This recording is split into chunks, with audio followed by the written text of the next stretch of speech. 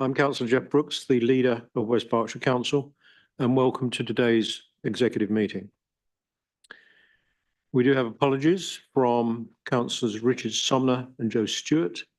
Are there any other apologies we know of, Sadie Owen? Councillor Denise Gaines. Thank you very much. Leader, pass on Councillor Borwick's apologies as well, please.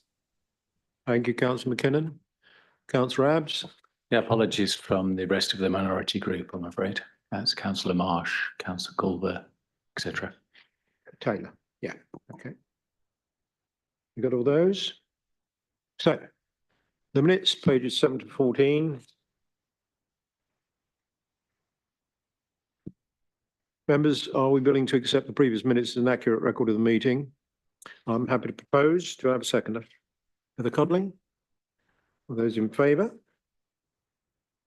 Thank you very much indeed. Declarations of interest. Members, are there any declarations of interest to be declared, please? Lady, none. None. I've received none, Chairman. You've received none. Thank you very much indeed. We're into public questions. I'd like to thank all members of the public that have submitted questions for this evening's executive meeting. Welcome those of you in attendance. Mr. Matos, to hear the answer to your questions, to ask a supplementary question if you have one and where you want to ask one. Your question will appear on screen and will be answered by the relevant portfolio holder. You'll then be given the opportunity to ask a supplementary, but please remember this must be to clarify the response provided and not to introduce any new business. Now, this won't trouble us tonight, I don't think. Please note the time limit for public questions is restricted to 30 minutes. And if your questions have not been answered in that time, you receive a written response within 5 clear working days of the meeting. The responses are given either verbally at the meeting or in writing, will be published on the Council's website in due course. Of the questions, Mr. John Goatley and Ms. Alison May have requested written responses. So, Mr. Matos, you're up twice, one after the other, sir. You may want to stay at the lectern, and we'll get your first question up, which is to the portfolio holder for Children and Family Services, Heather Codling. Over to you. Thank you very much, Chair. Thank you very much, Mr. Matos, for your question. The Council has recently published the SEND strategy for 2024-29, setting out our ambitions for the support of all children with additional needs. This can be found on the Council website. Work is now underway to develop the plans that will deliver these ambitions. Co-production is the key to this work, with parent and carer voices being heard and influencing our approach, and participation to gather the views of children and young people. Alongside this, our work with the Delivering Better Value programme is seeking to ensure all resources are invested as effectively as possible to support children and young people to have the opportunity to achieve the best possible outcomes. We are looking to increase our provision right the way across the district. Do you have a supplementary? I do. How will your plans affect the number of private placements commissioned by West Berkshire Council, which can often be quite expensive and lacking in care? We would very much like to not use private placements at all, and we will phase them out as and when we can, as we provide more of our own places. Next one, Mr. Matos. Yeah. Again to Heather Codling. Thank you again for your question. So before a child is placed in a setting, the Ofsted report for the school is reviewed to ensure that it is suitable to meet the child's needs and that the provision is operating at an appropriate standard. The aim is always to place in schools that is rated good or better. If the placement is new to the local authority, our SEN team will aim to visit the setting to be confident regarding the quality of provision. Ongoing monitoring is then undertaken through the annual review process. If concerns are raised, there is a robust process in place where the local authority designated officer, our LADO, is informed, who would then investigate and determine what, if any, actions are required. Do you have a supplementary? I do. What measures are in place to monitor and regulate the use of restraint in special educational needs settings within our local area? I'll find out the answer for you for that. I don't have that to hand. That, and Mr. Matters, you get that as a written answer, your supplementary. Thank you for that. Okay, that's all we had on questions of people in the room. The others will get written answers. We're on to item 6, financial year, Q1, capital financing. Have I got petitions? I beg your pardon. Are there any petitions to be added into the executive, please? None received, Chair. Thank you. Thank you, Nikki. Very helpful. So item 6, Councillor Cottingham to introduce a report on the capital financing performance report for Q1, page 21. You'll need a proposer. That will be you, Yeah. Councillor Cottingham.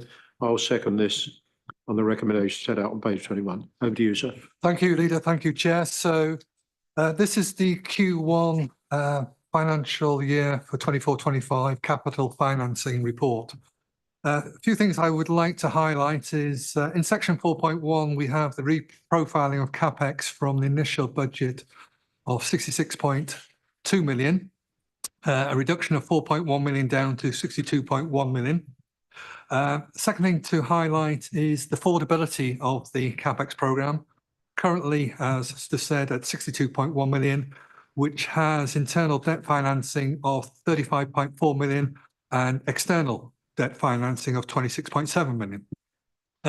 Currently, the revenue cost of external debt is roughly 8%. Probably well aware that the Bank of England kept interest rates at 5% today. So that 8% refers to the interest which we borrow from the loans board and the also the matching MRP, which is in essence paying back the principal. So on that 26.7 million, that's roughly 2.1 million into the revenue budget. We ended the financial year borrowings of round about £1,200 per head, so 207 million. This would increase it to roughly £1,300 per head. So in our view, affordable.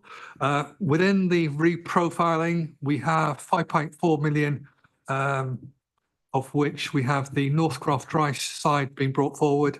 Also, we have key projects include the expansion of the Castlegate School of 1.4 million, additional special education needs and mental health provision improvements within primary schools of 2.4 million. We also have enhancements to educational buildings of 1.3 million.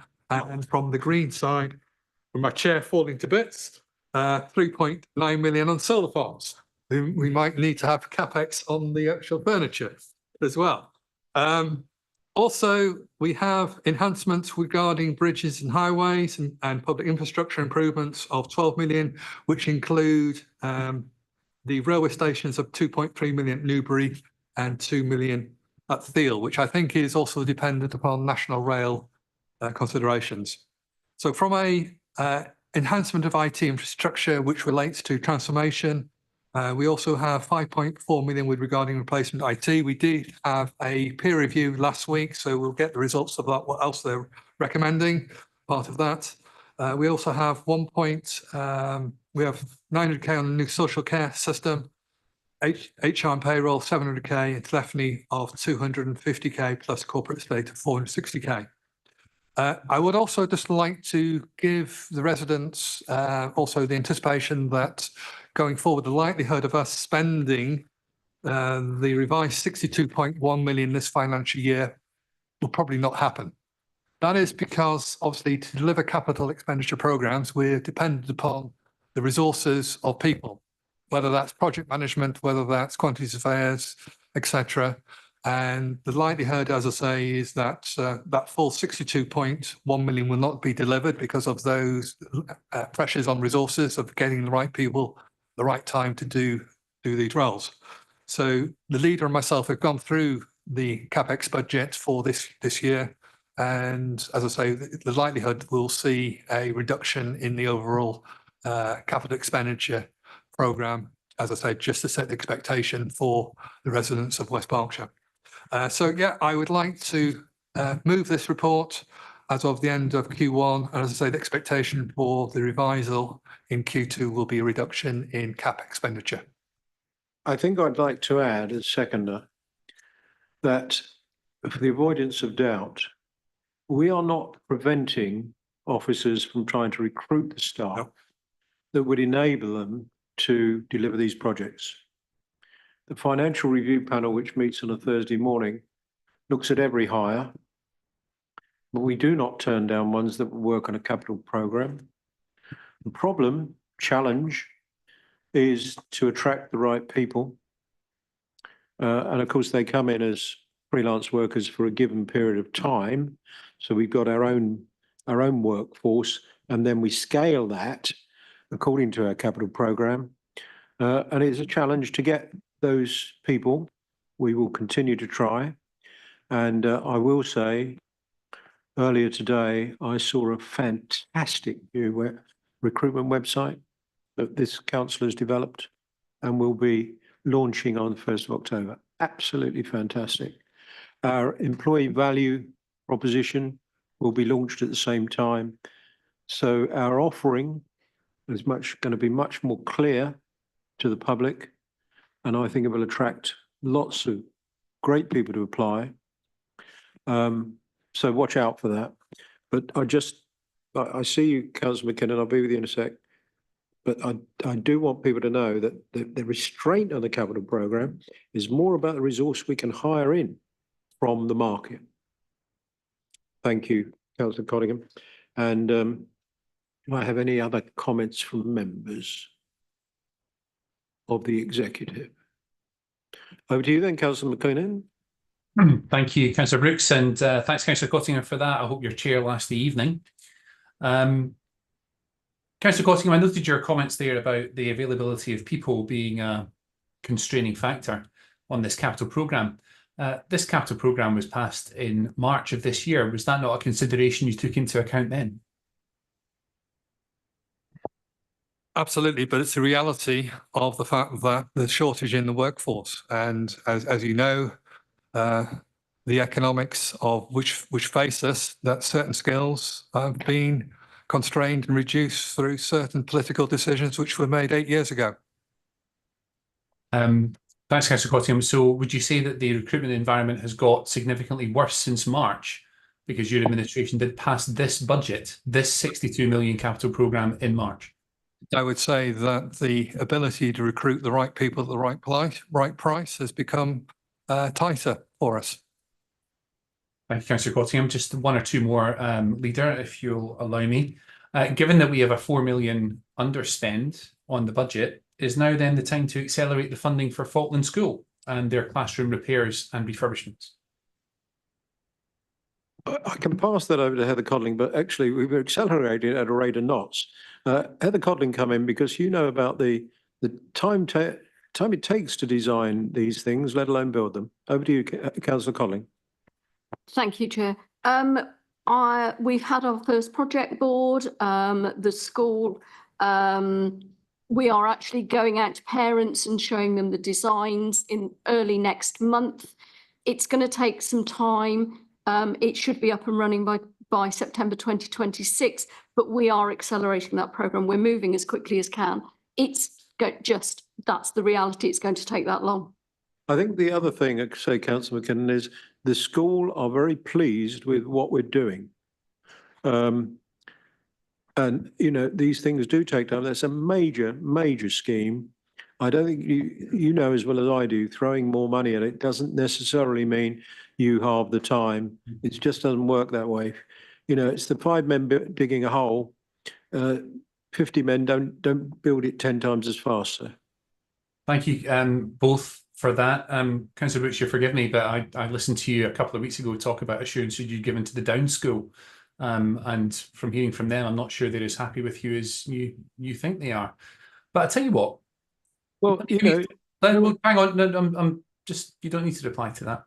I've got a smaller one for you. You know, a primary school, when the kids come out of the school, and if the school faces onto a main road, there's often a railing in front of the entrance to the school, because you know what kids are like. You know what my kids are like. They come running out and they get a bit enthusiastic. So there's a railing there. My local primary school, they've moved their gate over the last few years, and the railing that was in front of the gate is now no longer in front of the gate. And the school have been told there's no money to move that railing from its pointless position now to where it would actually protect children.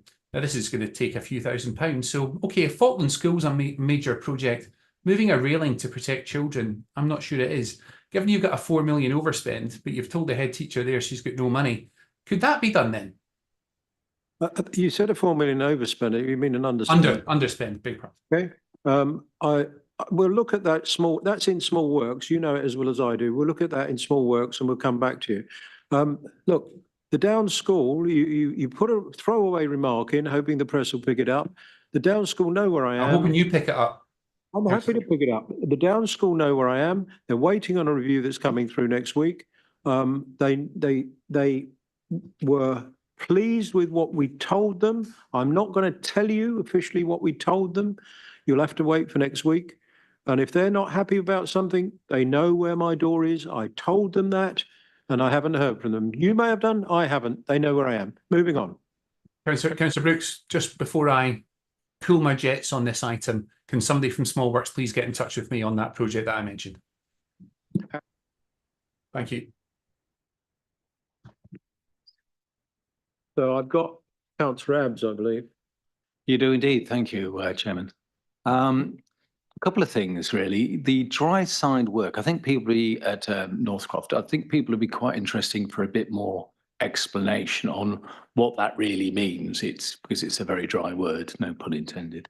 So if we could just expand on what that really means, because at a Western Area Planning meeting last night where we approved some work down there. So I must admit, I was a bit shocked to find the squash courts being removed, but that's being discussed with Nigel and myself, the portfolio holder.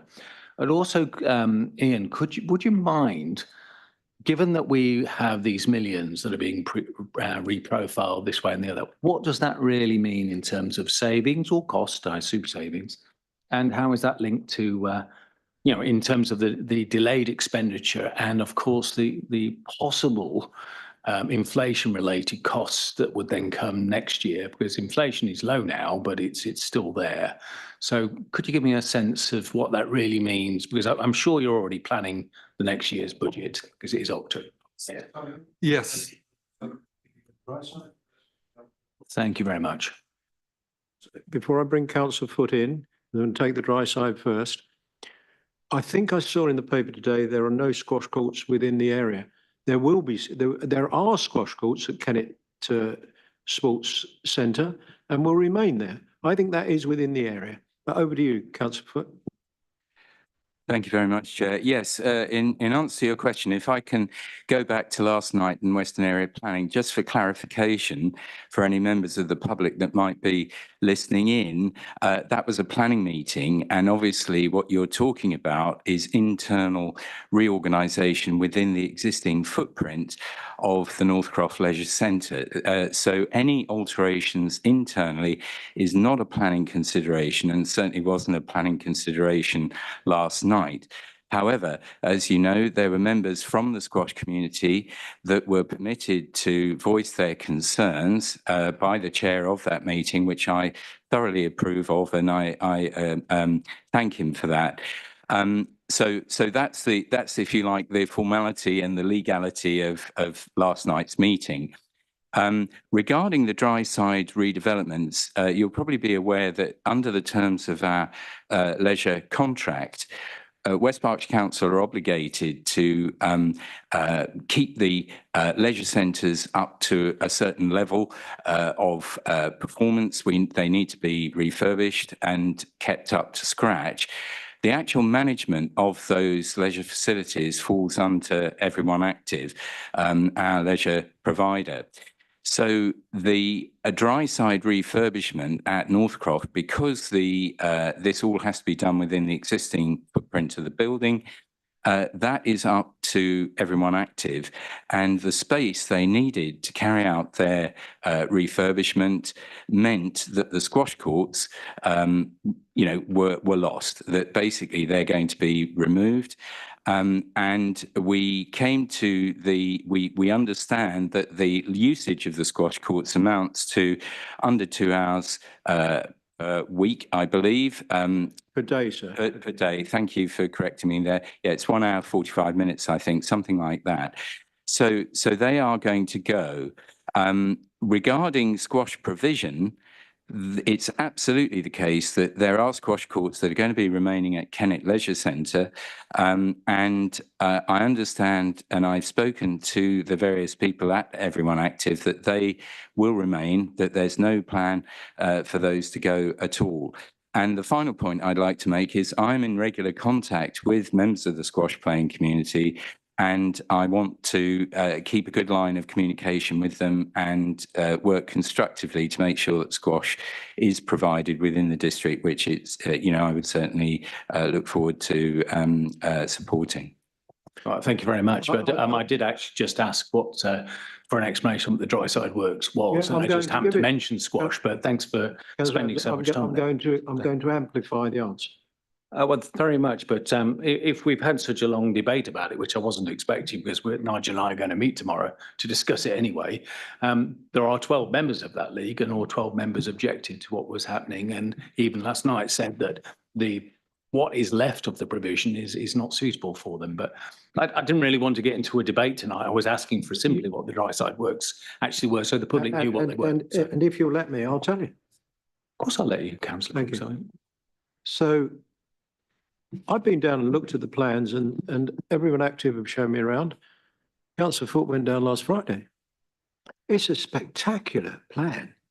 There's going to be a much larger gym repurposed. There's going to be a much larger cafe. There's going to be facilities for children, ball ponds, that type of thing. It looks terrific, actually. I think it's 4.6, might be over 4.6 million pounds being spent on it. Yes, it is within the present curtilage, but nevertheless, there's some fantastic plans. I'm sure Everyone Active would be pleased to tell you. And I think actually, if we could look to Councillor Foote to try and perhaps get the plans in a public place, if you talk to Everyone Active, so not only Councillor Abbs, but any member of the public can look at those plans, because it's very exciting. So I really don't want to lose the sizzle for getting too much into the sausage, because there's loads of it there. It's going to be terrific. I think you may be slightly misinterpreting the reason I was asking the question. I was asking so the public were aware of the dry side works, because they are good. I'm trying it's to make just sad that the squash is going, but for obvious reasons. It's my understanding from last night's meeting, it's simply being turned into a soft play area, and the squash units at the moment, as they are already multi-purpose. So I was hoping for a bit of debate, not during this meeting, but outside this meeting, to discuss it. But if things are fixed and decided and that's it, then I don't think we're really listening to the concerns of the public. But well, that's your point of view. I'm moving on. that's a point of view. Councillor Cottingham. Yeah, I'll answer the second part of your question. Well, second part of your question regarding affordability. So, as I stated earlier, roughly cost 8% from a revenue impact to borrow money. So every £1 million less which we have to borrow is an 80k saving onto the revenue budget. So we can reduce the amount of external borrowing. For every million we save 80k. So it all counts towards the revenue budget to make sure we have a balanced budget at the end of the year. Lovely, but obviously next year that it's still scheduled to be expensed, so inflation will leap into that 320,000 that you just. Yes, but next year we will have an increase in council tax. As I said, the budget will be, the plan is to increase council tax by 5% each year, so we will have a higher revenue base to be able to absorb potentially that increase. Okay, And we're not setting the budget tonight. So, Councillor Wollaston. Thank you, Leader. I have raised in the past my concerns about the £25 million that's been borrowed from the PWB for a short-term period of about 18 months. And I can understand why that's been done in terms of expectation of interest rate drops over the next 12 months or so.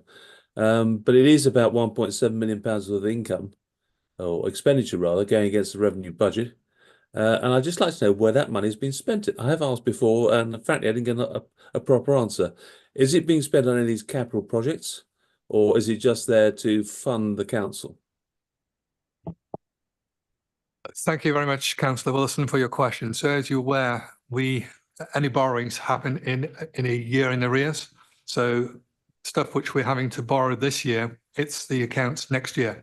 So at the moment, we do plan, as I say, to borrow 26.7 million, which will hit the revenue account next year.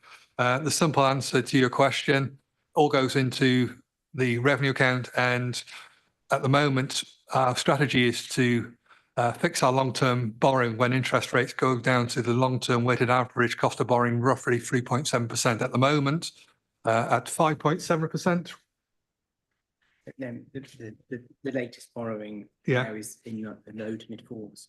Okay, the latest borrowing apparently is in the low to mid fours. So it sounds as if we're getting close to, as you say, Howard, looking to fix long term when we get to that weighted average. So it's been able to, for us to step into the market where we believe it's getting to, as I say, the long term weighted average cost of borrowing, which is roughly 3.7%. So Joseph has just confirmed to me that the Public Works Loan Board is getting down into the low 4%. So it sounds as if we will be getting very close to being able to fix our borrowing rather than doing on the short-term borrowing rate. If I may, I'm still concerned about where that money is being spent. It doesn't appear to be being spent on any capital project. It just seems to have been sort of swept up in the general cost of the council. Joseph will answer on my behalf. Thank you, Joseph. Yeah, so thanks, Councillor Wollaston.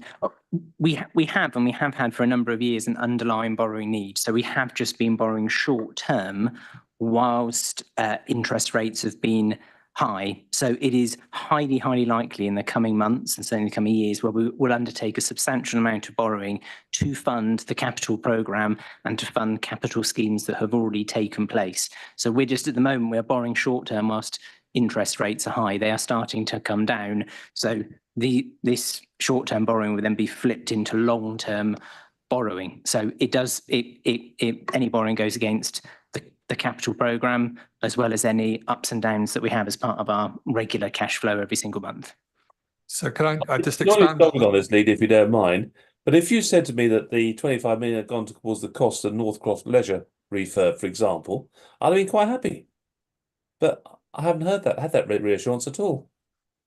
Can I allude to a little bit further, which I think I've potentially done so in the past, is so from a cash flow perspective, our cash requirements are actually greater than in essence, the profit and loss accounting. So the difference between cash accounting and accruals accounting, and the good example is where we have a charge over someone's house to provide adult social care, we're paying it on their behalf, and then when they are no longer needing that care, we will have a charge on their house, and we will then. So we've initially put up front the cash requirements for that adult social care, and we then wait for the sale of that particular property to then fund. So the way in which the West Berkshire business model, council model works is that we do have cash requirements in excess of from an accruals accounting perspective.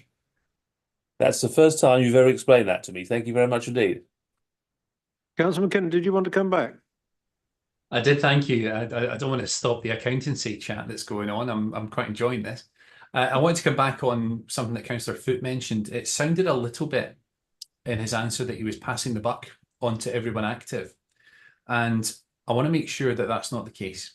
Because when the council outsources a service to a provider, the council remains accountable to the residents. And if the council have picked a provider that's not doing what they should do, then it should be the council that retains that accountability. And I think that's a principle that doesn't just apply to this issue, but all outsourcing decisions across the council. Now, squash is a fantastic sport. I'd love to play squash. It's incredibly good exercise. I'm not fit enough to do it. I need to reduce the number of chins that I have before I start playing it. But you mentioned that, actually, there is a squash court in the district at Kennet. Well, that's great. West Berkshire's 272 square miles of land. One squash court in the district is just simply not good enough. Well, that's your point of view. I think I'm trying to give you a bit of latitude here, but you're way off the agenda item talking about our relationship with Everyone Active. Well, that's what Councillor Foote brought up, Councillor Brooks. He was passing the buck on to them. He was blaming them for the lack of provision. I'm having a wonderful time chairing tonight because people are just keep cutting across me. You'd never do that yourself, would you? I've met Everyone Active several times. We've got a lot of interest in how they're running that contract. It started off as a really good relationship, actually, and they're putting more and more effort in. I think you'll find that we'll be the people of West Berkshire will be very, very happy with their offering right across the district. There's more work going into other sports centres. I don't think I'm giving away any secrets that we're talking about a mugger over at the Cotswold Centre. Looking really good, actually, that relationship, Councillor McKinnon. So I'll move on if I may, sir. Go on. Thank you. And we'll go on to agenda item 7. Beg your pardon? We do need a vote on this. I beg your pardon. Yes, we do, on the capital programme. So you've proposed it. I've seconded it. I've spoken to the item. Any other comments from executive members? All those in favour of the recommendations, please show. Thank you very much indeed. Now I can move on, Nikki. Thank you. Revenue financial performance, you're up again. This is called 1, item 7. Councillor Cottingham. Thank you very much, Chair. Right, so West Berkshire continues to face severe financial pressure on its general fund. This is no great surprise to anyone in the room. The extrapolated year end after Q1 will see a general fund of just under 4 million, 3.9 million, which is, as I say, slightly down from the opening position of year end last year of 4.1 million. In Q1, we have experienced significant overspend pressures in education, people, adult social care and children and family services. Without the mitigating savings, the overspend would have been 5.5 million. As we know, the business of running statutory services in education, adult social care, children and family services is taking up an ever-increasing proportion of the revenue budget. In Q1, this increased from the budget of just under, roughly 63.6% to a percentage of 64.8% of the overall budget spend. Key to delivering a balanced budget, revenue budget, in 24-25 are the actions within this report of 3.7 million, mitigations of 3.5 million, highlighted in 4.2, to reduce the overall overspend from 9.3 million down to 5.6 million, then ultimately to 2.1 million, which takes away the intention to replenish our reserves of 1.9 million. So for those to be able to reconcile the fall of reserves from 4.1 million down to 3.9 million is the fact that we've in effect will not be replenishing reserves by 1.9 million. In this report, the Q1 outturn shows, as I said there, an overall overspend of 200k. To achieve the 3.5 million target requires 2.5 million of transformation funding arising from the proceeds of the sale of our commercial property portfolio. This will take West Berkshire into, will not require government financial support. However, this places us with the inevitable position of being the council with the lowest level of reserves in the country, not having central government funding support. So what has happened since the budget, which was passed back in February of this year? Education is projected to have a 3.2 million overspend, with home to school transport overspending by 1.6 million, which is highlighted in Appendix A. Home to school transport group, specialist group, is endeavouring to ensure that we achieve the best value to reduce this overspend. We have a 1 million overspend in residential disability support, highlighted in 2.3, and a further 500,000 highlighted in 2.4 in other disability support as well, overspend. In Children and Family Services in Section 3, we have a 600k overspend, netted off by 900k transformation spending. This overspend pressure is caused by 1.9 million increase in residential placements. This increase is not unique to West Berkshire. Indeed, earlier this week, I think the BBC on their website, but also I think on TV, had an expose about they highlighted the unregulated nature of children care homes. Quoting Judge Stephen Parker, local authorities have been left to the mercy of the private sector regarding private care homes. So personally, I would like to place on the record appreciation both financially, but more importantly, to the well-being of our children in West Berkshire who have been placed with foster parents. Without their caring and compassion, West Berkshire would effectively be bankrupt without the number of foster carers we have. Now moving on to development regulation, there is a 670k overspend in housing, mainly caused by 500k for emergency accommodation. We've seen an increase in the number of families requiring emergency accommodation from a budget of 25 to an average of 63 in Q1. Lastly, I'd like to cover off adult social care. The overspend is 1.5 million. With long-term care at 1.2 million and the cost of our own care homes at 420k. Demand is up from a plan of 1,915 to 1,950, and we've seen increased costs for our own care homes as a result of trying to find the best long-term solution for residents and for council taxpayers of West Berkshire. Therefore, in summary, the budget, as we know, is the financial representation of the strategic plan. With any financial plan, there needs to be sufficient financial resilience to adapt to the complex business models that face West Berkshire.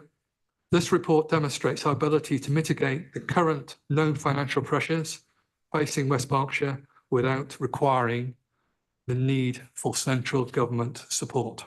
Thank you very much. I want to simplify it a little by way of summary.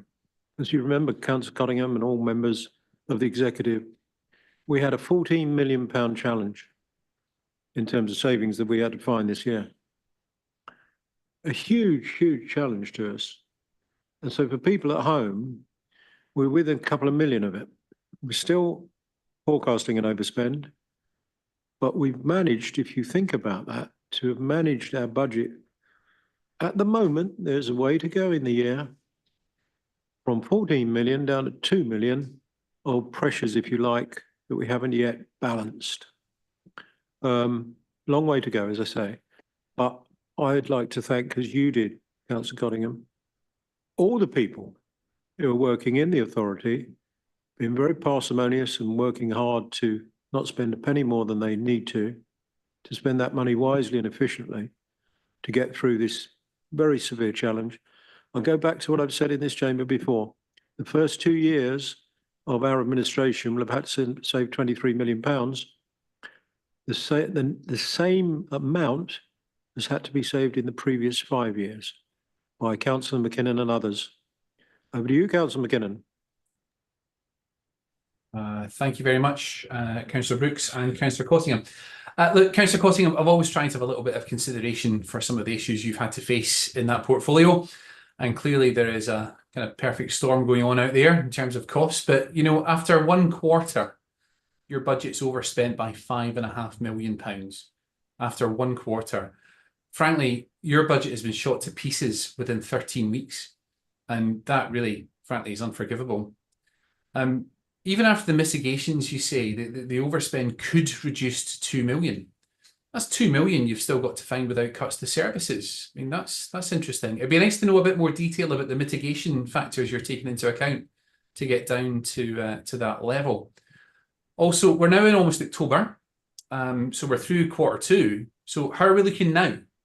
Because you should have your finger on that pulse. Because this paper here, this is history now. It's not really good to look at this history. I'm really unhappy with the budgeting. And your mitigation factors, which I'd like you to tell us a bit more about, are they going to be effective? What are they? Give us some examples. I don't feel sorry for you this time. I used to. I don't now. I think you're partly an author of your own problems. Now then, before Councillor Cottingham comes back, you used exactly the same words I used about one of your budgets when I said it was shot to pieces within 13 weeks. And in fact, let's remind ourselves, you spent these reserves down to such a small number that we are scrabbling along trying to make this authority work. You were probably getting reserves. Councillor Brooks, the 4 years of the Conservative administration that I was part of. Sir, you can come back later, but I'll pass over to Ian Cottingham. But don't talk to me about shot budgets, because you've had more than one, sir. Councillor Brooks, you did address me. I'd like to come back to you on that before Councillor Cottingham responds, if I may. And I'd just like to remind you that the 2019 to 2023 Conservative administration left reserves higher at the end of the administration than at the start. Still low, still very, very low. That's higher. So I didn't spend the reserves down like you implied. As a percentage of the revenue, the total revenue spend, still very low, sir. Councillor Cottingham. Thank you very much, Leader. Thank you very much, Councillor McKinnon, for your question. So building upon where we are, it is fact that we have the lowest level of reserves of any council which has not applied for bankruptcy or capitalisation in the country. It is very, very tight. We've had to work very, very hard as a administration, but more importantly, the people who work for West Berkshire Council. And don't forget the fact that the impact this debate has on people who work here. They've seen freeze of recruitment.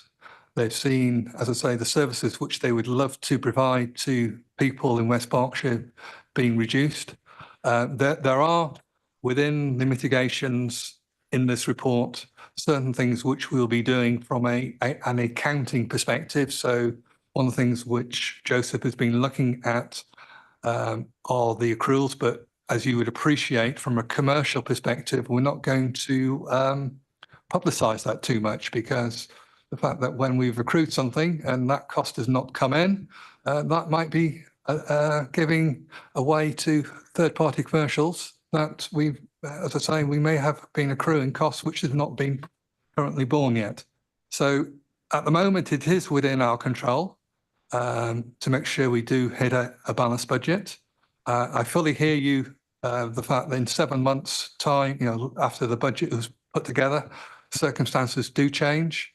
And I counteracted that by saying there was enough flexibility in the budget which we put together to be able to cope with these increased pressures in unit costs, but also the actual demand. It's quite clear, be things which we would love to do as an administration, which are nice to have, we're having to defer. Thank you. I will just make it clear that there isn't a recruitment freeze per se. Let's be quite clear about that. You and I sit down on a Thursday morning, most Thursday mornings, at the financial review panel, and you and I, with Joseph, the chief exec, the EDs, will sign off recruitment, and we do. We sign off critical workers like care workers, education psychologists, planning engineers, when we can get them, we sign them off. So it's not so much a recruitment freeze as a bit of a frosty winter as we consider every hire on its merits. I want to put that straight. Councillor McKinnon, I'm going to take Councillor Abbs, break it up a little bit. I can see you want to come back. Is that okay with you? Well, you're in charge, Leader. As long as you do come back, I will not complain. It's lovely to be told I'm in charge. Councillor Abbs. Sorry.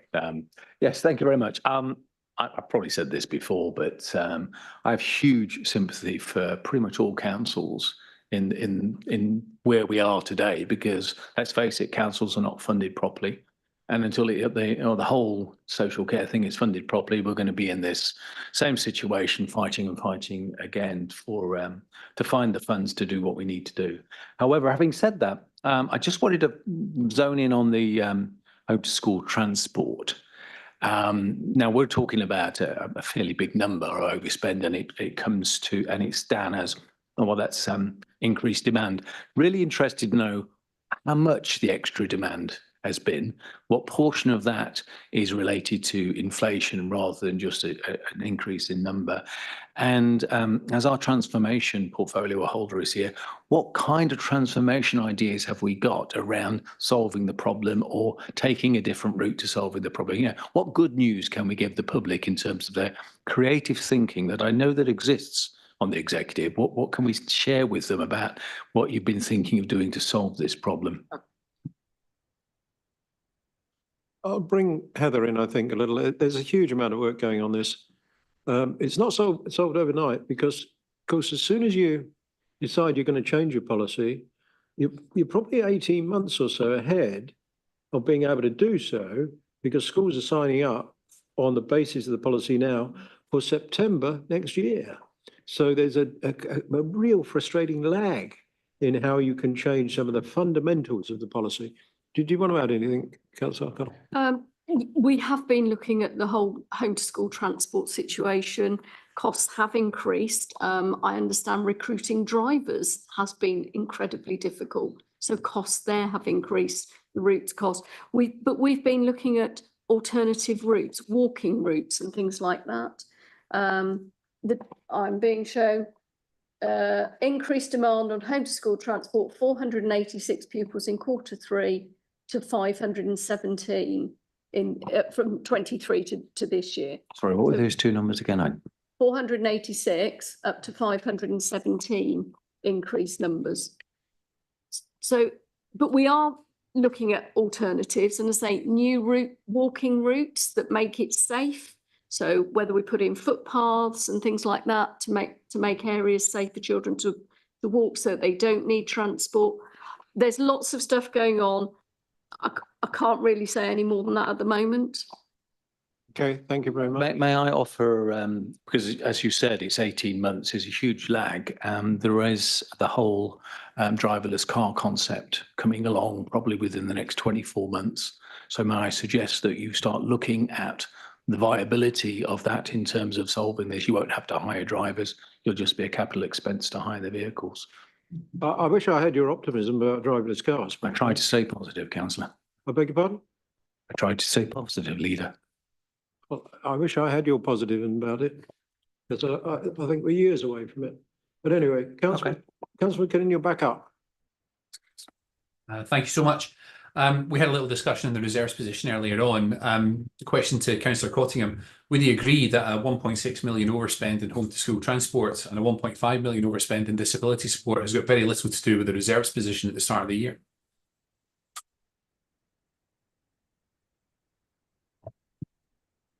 It has a lot to do with the projected reserves at the end of the year, though. The fact that those are pressures which have now come to fruition so far this financial year. What we've seen is an increase from home to school transport of the unit cost of delivery and also the number of children requiring home to school transport. So we actually seen a number of providers walk away from the contracts and we've had to re-engage with new contracts at higher rates.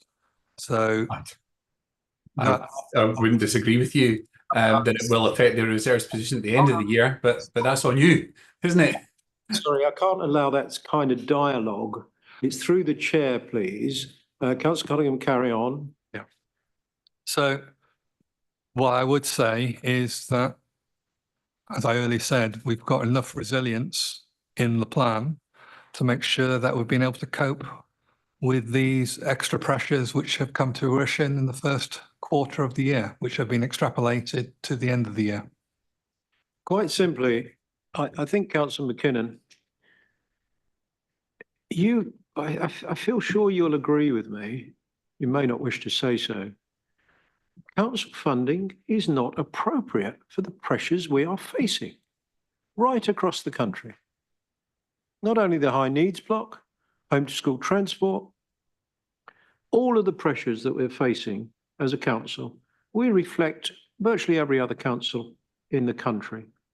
And we're all in this together in a way, although obviously you may have a different opinion on how we go about things, but we are facing a perfect storm of increased costs right across the authority. You know that, Councillor McKinnon, you've been there. It hasn't changed in the last 16 months. I do know that, Councillor Brooks. Thank you for those comments. Without agreeing or disagreeing with your comment actually about council funding, what we're monitoring here is this administration's performance against its own budget, which it set in March, knowing the amount of funding it had. So that's why we're here. There's a massive conversation to be had about overall council funding, but we are talking about 5.5 million overspends against your own budget. And I don't think the administration should be running away from scrutiny on that score. Now, Councillor Brooks, I've got a couple more points. Through you, Chairman, it is always nice to, it's interesting to see how you chair a meeting than how you sometimes talk when you're not in a meeting. I hope you'll allow me to make that observation. But can we talk about the mitigations, please?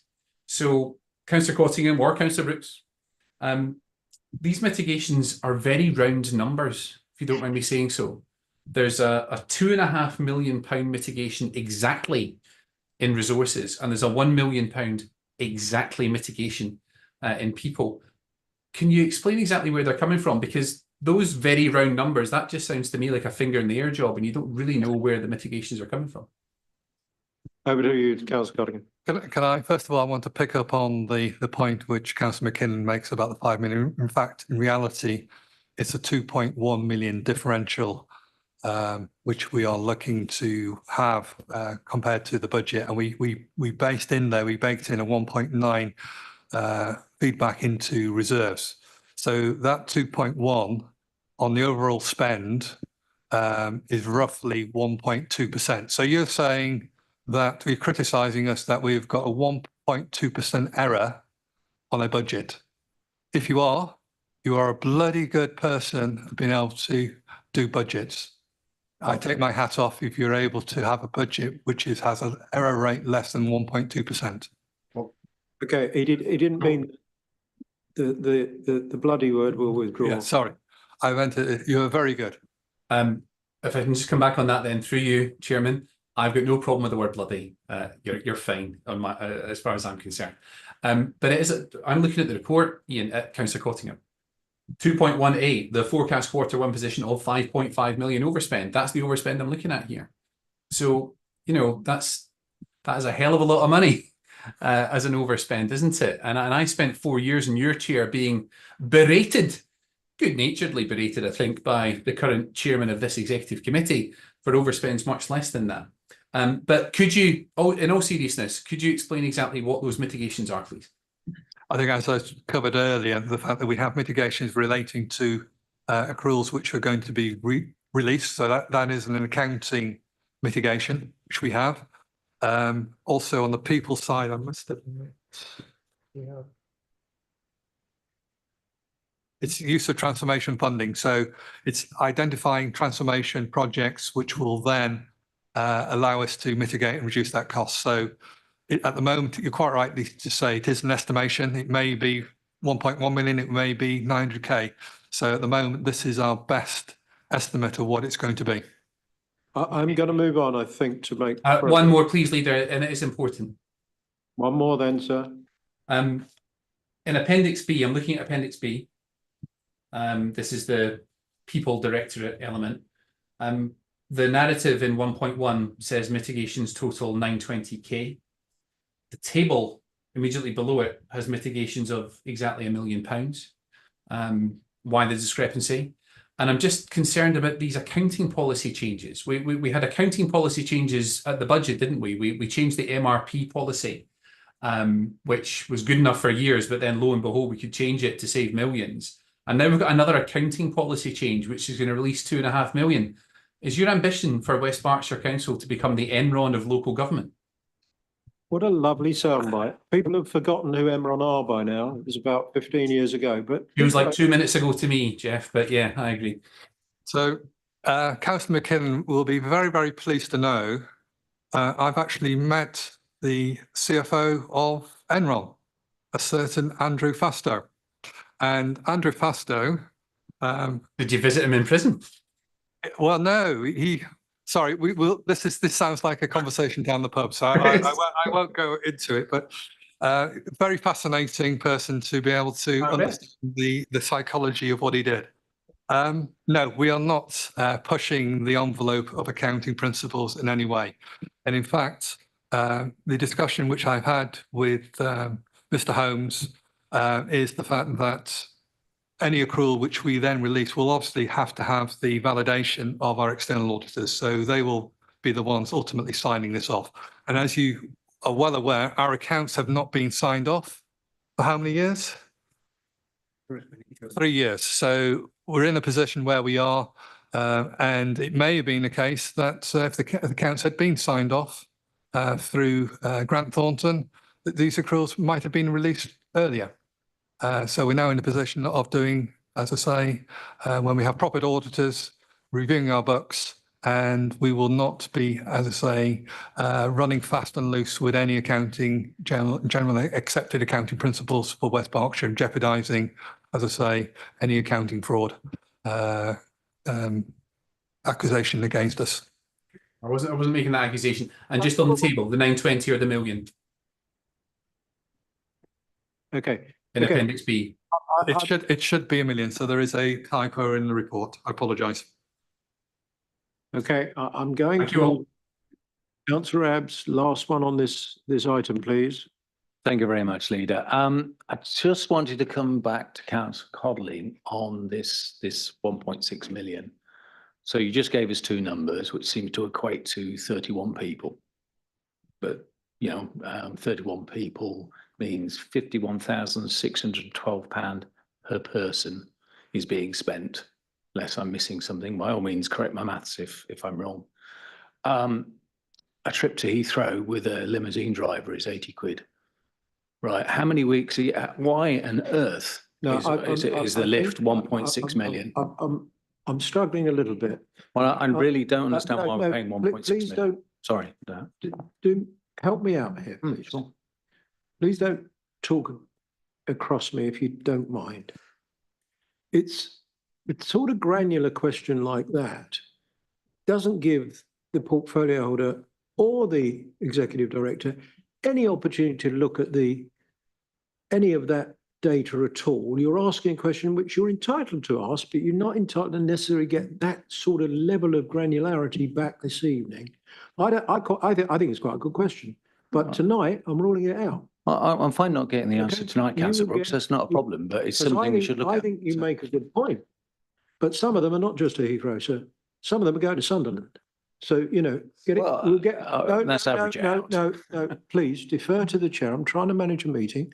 What I will remind members, including Councillor McKinnon, Councillor Williston, Councillor Abbs, but others won't know this, that the previous leader of this council gave each of the opposition members one bite of the cherry. One bite of the cherry. So I'm giving you several. And Councillor McKinnon wants another bite of the cherry now. Good gracious me. Moving on to the next item. May I just say how much that is appreciated, though, Leader?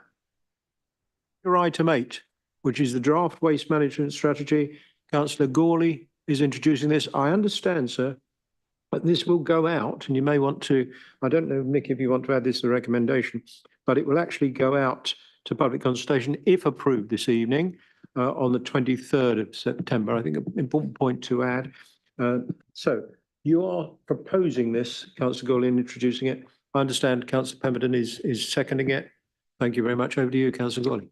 Thank you very much, Leader. And first off, thank you to all those officers and the members of the public that have been involved in getting the strategy to this position and being ready to go to final consultation. And as the leader rightly says, this is a proposal to ask for approval from the executive to go to final consultation with the public on the waste management strategy and not to approve the strategy itself.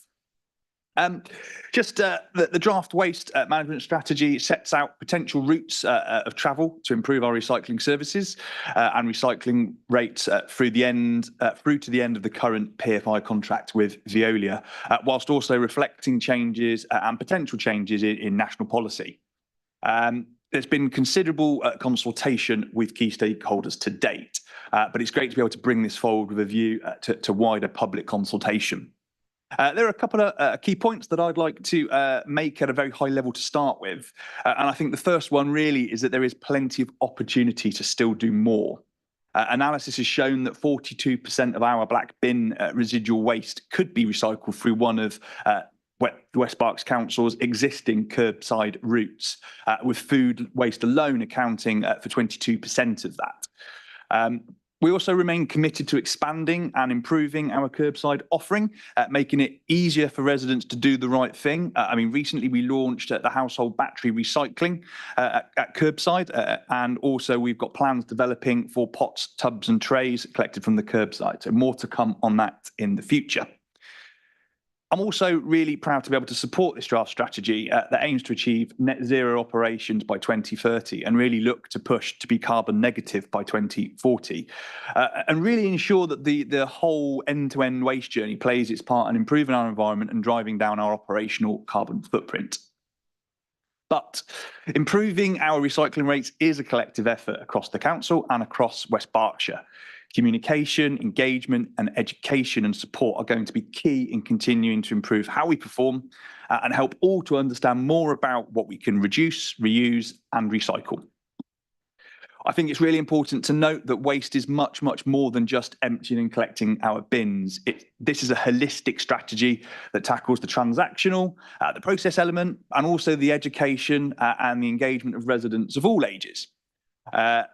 Thanks to all of our officers and members of public, like I said, that have got this strategy to where it is with consultation and involvement through workshops.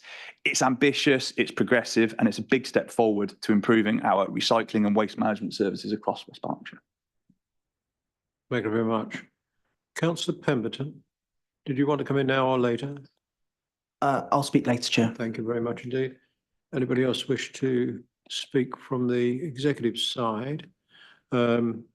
A lot of good work gone on here, and a lot of good milestones. Well done, sir. You took batteries, you took coffee pods. We look for plastic trays. We're pushing out the envelope all the time. The public expect us to do so, and we are doing that. Councillor Abbs. Yes, thank you very much. And it's nice to see a strategy come out. Still, I've never seen the user journey itself published, which is something I asked for myself when this administration took power over a year ago. I even saw a draft of that image, so I'm not sure why it's never arrived. Because to ask the public to understand the journey without being able to visualize it is something that's well, it's a bit sad, really. The problem, the only real problem I have with the strategy is it's a one focus strategy. It's what we've done so far, which is to ask the public to divide things into ever smaller amounts. It's up to them to, having divided it into those smaller amounts, to deliver it to the relevant repository and so on. And for anybody that's minded about recycling and cares about the environment, that's usually not a problem for them. So we get to the 60%, really 65% relatively straightforward. However, this doesn't make anybody that's not interested move at all. And there is an alternative, and the alternative isn't here as something to be explored at all or consulted on, which is to not separate at source, but to separate as it's delivered to the recycling centres. There are better and better solutions to do that. Kofi, the officer in charge, I assume he's the officer. No, he's not the officer in charge anymore, is he? He got promoted. So there are alternatives. It would have been nice to have touched on the public as to, are they really comfortable with ever more bins? Or would they rather have seen a focus on actually collect once, collect it all and separate at the destination? So before I bring Councillor Gawley in, this is of course a document that's going up for consultation. And if you're right, no, it's not a dialogue. It's not a conversation per se. Please defer. I'll bring it back. I've already brought people back several times this evening. Let me finish my train of thought, which I'm almost forgetting already. We look for people to consult and to put stuff in the way that you are just doing now. I hope the public are going to come forward and state things they would like. Maybe they agree with you. Councillor Gawley. Yeah, thank you very much for the question, Councillor Abbs. I think what I would highlight is that we talk about the reasons for and against commingling of recycling waste on page 21 and 22 of the strategy. What it talks about is that actually there is greater contamination, there's evidence to show that there is greater contamination when commingling recycling, which leads to poorer recycling, and those values actually then get stripped out of that recycling percentage for the local authorities overall. And obviously, I've already forgotten what I was going to say then. There was something else. It's really important that we encourage to recycle the right way. And I think that's really important to me is by doing source segregation, which this is, curbside segregation of product and material, it maintains that viability, which means that the demand is there in the market. And the waste is a massive market. We are playing in a really market orientated place. So it's important that we have and we maintain the best product to enable that demand there to take that off of us, and also to ensure that we continue to have high integrity in our recycling percentage. So we do talk about it on page 21 and 22 and go into that detail because it is important, I think, to show residents why we're not doing something as alongside why we choose to do source segregation. So I was really keen to keep that in there because I think education around this topic is really key. The second thing about introducing new containers, the only one that's been introduced recently was a few years ago, was around the food waste. We've not introduced any new containers to the curbside. Batteries, we're asking residents to put into plastic clear bags, like freezer bags, to ensure that, our great waste operatives are able to validate what's in them and make sure they're stored accurately. And also looking slightly forward to our pots, tubs and trays. When we are ready to talk more about that in detail, one of the things we absolutely won't be doing is introducing a separate container for those. We might have to increase the capacity of those that are existing or offer the opportunity for residents to take more containers, which they're absolutely able to do via our website, but we will not be asking residents to segregate those at source. But more details to follow on those points. And thank you again for your question. The other thing, before I let you back, the thing is, when you don't separate at source, as I understand it, it'll end up in a material recycling facility, a MRF.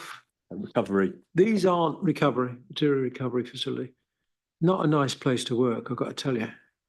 I don't know why you laugh. It's not a job you or I would want to do, Councillor Abbs. And as Councillor Gawley says, you then lose some of the recycling outcomes. So, I've been to these MRFs because I helped a recruitment company who supplied people to them, and not a place you particularly want to. I don't want to talk them down too much, but if you can avoid having them, more the better. You want to come back? Yeah, the rather of a false assumption there that I've never worked in those type of environments. Well, I have. I've worked in scrapyards and so on, so which are just as hazardous and places you need to be careful with your body when you're working there. But that wasn't really the point. The point was, and you're right on. It does mention the negatives, but nowhere does it mention the positives. And when you're trying to have a balanced argument and when you're trying to do a survey and encourage people to respond, if you just give them the reasons why they shouldn't, then of course, most people just accept those reasons. If you actually want an open answer, you need to ask an open question. And I would like to have, I will give some feedback via the appropriate methodology, but this technology of recycling is moving at pace all the time. What I heard from the Councillor Gawley was what the officers used to tell me, and it's a way of thinking, and absolutely true. The cleaner the product is, and if we all washed every single thing before putting it in, we would get the maximum value. That's not the point I'm making. The point about having a different approach is to get the recycling rates maximised. Totally agree with you, Councillor Brooks. There could be horrible places to work, but I'm sure that will be mitigated with the relevant environmental suits, gear, and so on and so forth. So all I'm saying here is we really should be encouraging people to put all the ideas in, not just the ones that we really want the answers to. Well, I rather hope they do. I think when I look back to the executive over the last several years, not only was I only allowed to speak once, I was only allowed to ask questions. I wasn't allowed to make points, debating points. So I hope you appreciate, It is really appreciated, flexibility. Councillor Brooks. Yeah, it's really appreciated. Yeah. Councillor McKinnon. Well, Councillor Brooks, you made some comments there about a lady who's a very dear friend of mine and who I've got the utmost respect for, and I don't think they were fair. Certainly towards the end of our administration, members were certainly allowed to speak more than once, and some of the disrespect and behaviour she had to deal with some members who are still in the chamber, I think we're all aware of that. So I wanted to comment, I don't think that was fair at all. But and also on the point that you made about members only get one question, of course members should get more than one question and more than one point. We are told that this Liberal Democrat administration welcomes scrutiny. Well, at executive meetings, this is where the scrutiny comes. It's one of the venues where it comes. And of course, members are going to have more than one question or more than one point. So, and sir, I've so thank you. The flexibility is what we're doing here. Take advantage, carry on, and if there is a question in there, it'd be good, so we could respond. And then I have several. Keep going. Page 19, Councillor Gurley, of the waste strategy says that the best practicable environmental option based on the technical analyses is to amend the collection frequency for household general waste, that's black bin, from fortnightly to 3 weekly. Is that the administration's preferred route, please? Thank you, Councillor McKinnon, for the question. It is the best practicable environmental option, and it is one that we are planning to include in this consultation process as part of the waste strategy to allow residents to have their say on the strategy as a whole. And I'd like to remind you to my opening comments around it being a holistic strategy and also the significant opportunity that we have across West Berkshire to support the improvement of our recycling rates. So it is a part of this waste strategy, and it is absolutely part of the consultation. And not unique to this council, should we adopt it? Absolutely not unique to this council. We've got close neighbours, actually, Bracknell, for example, that have recently moved to 3 weekly bin collections, and others, many across Wales, actually already reduced the frequency of their residual waste black bin collections. Through you, Chair. Councillor Gurley, is it your preferred route? What is your view? It's a simple question. It's a very simple question, and I thank you for keeping it simple for me on this Thursday evening. So I absolutely do believe in evidence. I'm a good Liberal Democrat. I like figures. I like data. I like to be able to interrogate those. And as I will kind of repeat from what I said earlier on, approximately 42% of current black bin waste, residual waste, can be recycled at the curbside. So if we take that out of the black bin, for example, and we encourage and we promote and we continue our upward trend of recycling rate, there will be capacity in those black bins to make this change. Absolutely happy to work with residents on understanding the issues, and there are several questions in the proposed consultation that talk about this as an option. What are some of the barriers? What potentially could be some of the mitigations for residents that they would like to see? We obviously have mitigations that we could potentially use, but we want to hear from residents. So yes, I absolutely support the evidence. I support the fact that we want to consult on this strategy as a whole, and this is one of the many strands of that strategy that we wish to consult. Councillor Gurley, thank you for that as far as it goes. I didn't understand a word of what you said. What's your preference, Councillor Gurley? Through you, Chairman, what's your preference for the frequency of black bin collections? Is it 2, 3 or 4 weeks? I want you to give me an answer, a number, 2, 3 or 4. No, hold on. I think he'll answer in his own way. I think I understood that very well, actually. Yeah, members are nodding. Back to you, Councillor Gurley. Thank you. Yeah, I support this strategy, otherwise I wouldn't have brought it forward. And part of that strategy is to support the proposal as part of that to look at reviewing the frequency of our black bin residual bin collections. Leader, you guys are aware that this goes out on YouTube, right? And residents can see this answer and hear this answer.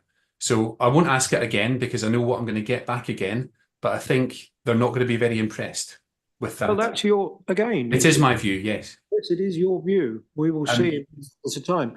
I think, may I move on? You can in a sec, but you're banding about some statements that I'd like to pick up. The key aspect of this, as I understand it, Councillor Gurley will tell me if I'm wrong, we have provided, your administration provided food caddies in order for food to be separated from black bins. And that's a real challenge for us to get as many households as possible not putting food waste in the black bin. That would make a huge difference. Councillor Gawley, I'm on the right track here, please. You're absolutely right. I mean, page 7 of the strategy looks and demonstrates the composition of a general waste bin, the black bin, what is within that, and it's a really good pictorial representation of the opportunity that we have. So you're absolutely right, Leader. Yes. So back to you, Councillor McKinnon. Thanks for that.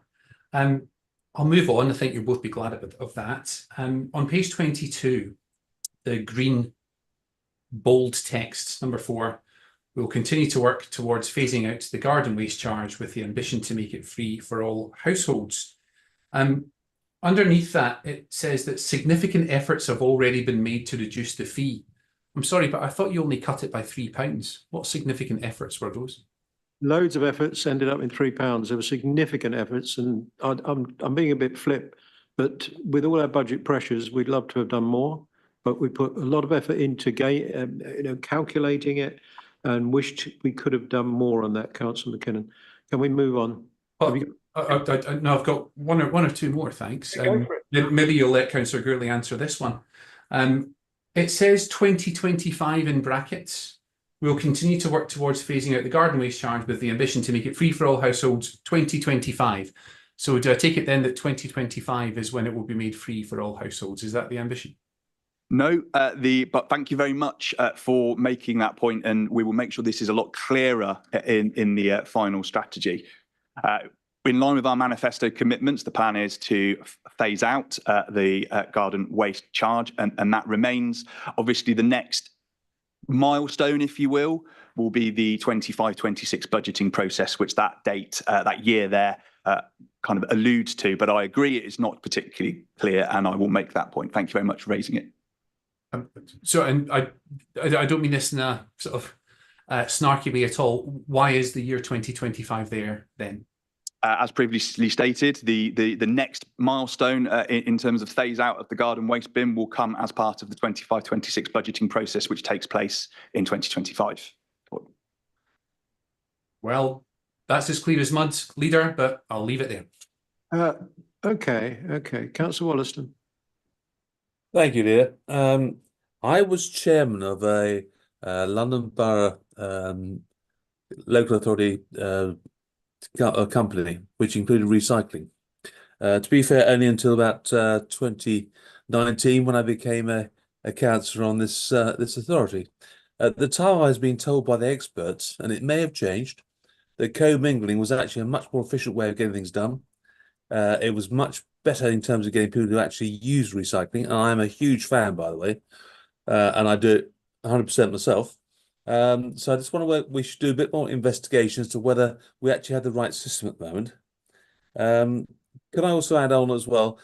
My understanding was the way of doing 2 weekly black bin and 2 weekly green bin was that we could use different vehicles, or the same vehicles effectively, and the same man force or woman force, whatever it might be, to deal with both. So they just effectively they alternated. Now, if we go 3 weeks on black, does that mean 3 weeks on green as well? I'll answer your first question, and thank you very much for them. So the evidence shows that there is very little increase, if any, from commingling, because as I kind of said at the top of the answers from Councillor Abbs, is that actually that recycling rate gets stripped out because it is not good quality recycling material with the potential of contamination, and therefore that also might mean that it goes to elsewhere around the world. And for me, it's about ensuring we do the right thing, that we responsibly manage our recycling material, and the vast majority of our recycling material stays within the UK or Europe at push. So that has changed. I agree we can absolutely look to flesh this out, and I would welcome those comments as part of the consultation. But the evidence from our partners who we've worked on this is that there is little or no improvement due to that loss through contamination. And the second question was around the collection frequency of the recycling and the black bin residual. Note that would absolutely stay. So the best practicable solution is to go to a free weekly black bin collection and maintain the fortnightly recycling regime that we have at the moment. Which would include the food waste. Which would include the food waste remaining at weekly. Sorry, Lily, can I come back on that? Because that doesn't seem to make sense.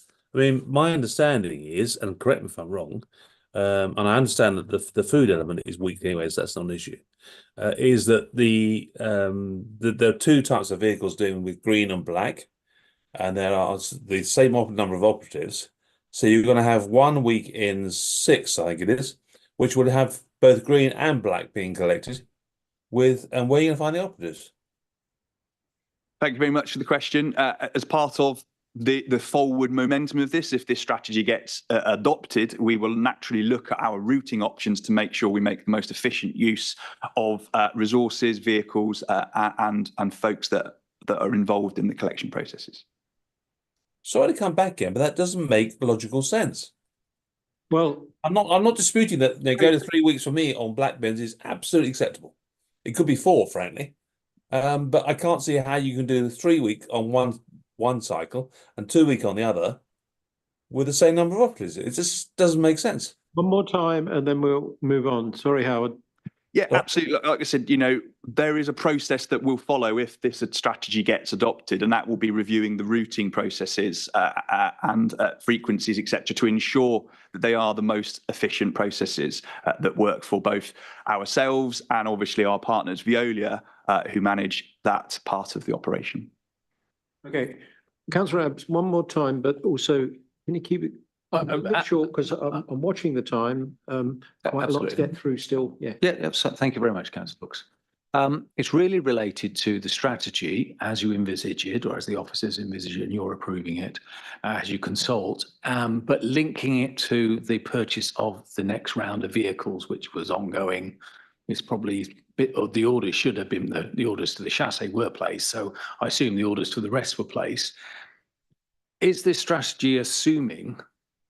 The vehicle purchase, assuming this strategy implemented as written here. Excuse me. So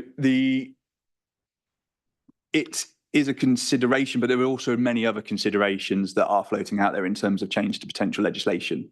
But if we'd waited for the national legislation to come through, we'd still have no vehicles, because we're still waiting for things like simpler recycling and extended supplier responsibility. Sorry, yes, ESR.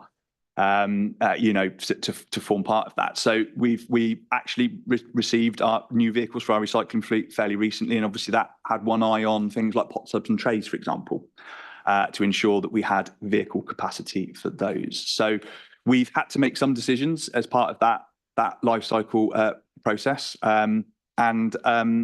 obviously, I answered to Councillor Wollaston, part of the next steps, if this strategy gets adopted, is to make the most efficient use of our resources, which is people, vehicles, and time. May I ask about electric vehicles and whether they ever made it into the mix? Ask a member's question at some other point if you wish. We'll take it now. That'll be the last one, though. EVs. Happy to answer that one, Leader. Thanks again, Councillor Abbs. In the strategy, we do talk about our kind of future direction and trajectory. We talk about sampling the use of HVO, which all of our new fleet is compatible with, which is fantastic. So we very much see that as the next step. We are considering like EVs as part of our lighter vehicle fleet, say road sweepers, for example, those smaller vehicles that are more urban. And also we are looking more towards hydrogen as the possible alternative to our current new fleet when that technology improves at the end of this round of new vehicles, if that makes sense. Thank you very much, everybody. I think that was a strong debate and series of questions. Any other comments? Councillor Pemberton, did you have anything to add, sir? Yeah, thank you, Chair. Just a quick plug for the town and parish councils. Thanks to Councillor Gawley for bringing this forward. It's a really far-reaching and ambitious action plan. But I think it's important to remember as well the contribution that the town and parishes can make to that as well. The timing of this is really quite fortuitous because Thatcham is just in the process of adopting its own climate action plan. Now, obviously, that plan involves a lot of other things aside from waste.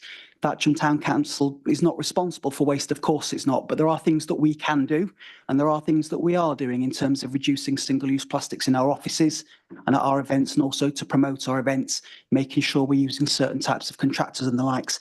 And I'll also mention as well swap shops and repair cafes, an amazing concept that have sprung up. There's one in Thatcham. I think it shares its rotation with Hungerford, an absolutely amazing opportunity to also reduce waste as well. So well done, Councillor Gawley, thank you. Very good. Members, this is for vote. Okay. So we had a proposal, Councillor Gawley, Councillor Pemberton seconded. All those in favour, please. And we look forward to the response from the consultation. Moving on, item 9, Councillor Patrick Clark to introduce a report on West Berkshire domestic abuse strategy, sir. Thank you, Councillor Brooks.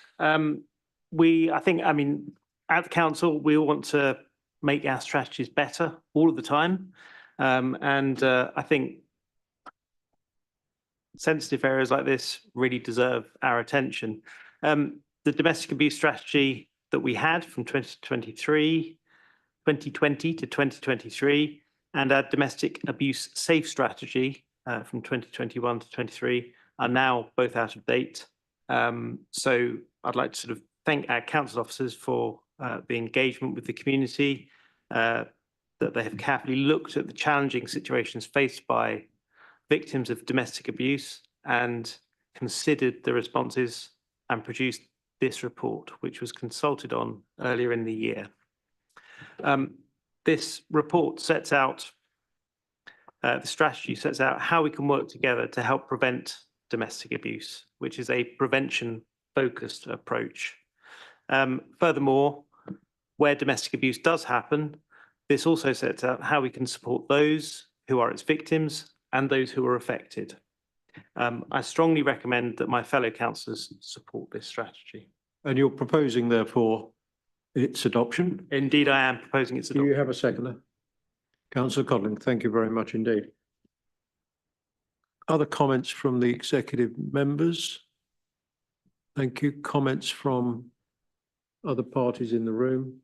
Very well done on this. It's very important. And I know that a lot of work's gone into it. It looks like we're content, but Councillor Codling wants to talk in second again. Thank you, Chair. Just to highlight the fact that many victims of domestic violence, domestic abuse are children, just by witnessing domestic abuse perpetrated on somebody else can have a profound effect, long-lasting effect on that child. So anything we can do to prevent domestic violence is welcome. And this strategy will enable the council to meet our statutory requirements and help ensure children are kept safe. Thank you. Councillor McKinnon, maybe I missed you earlier. Please come in, sir.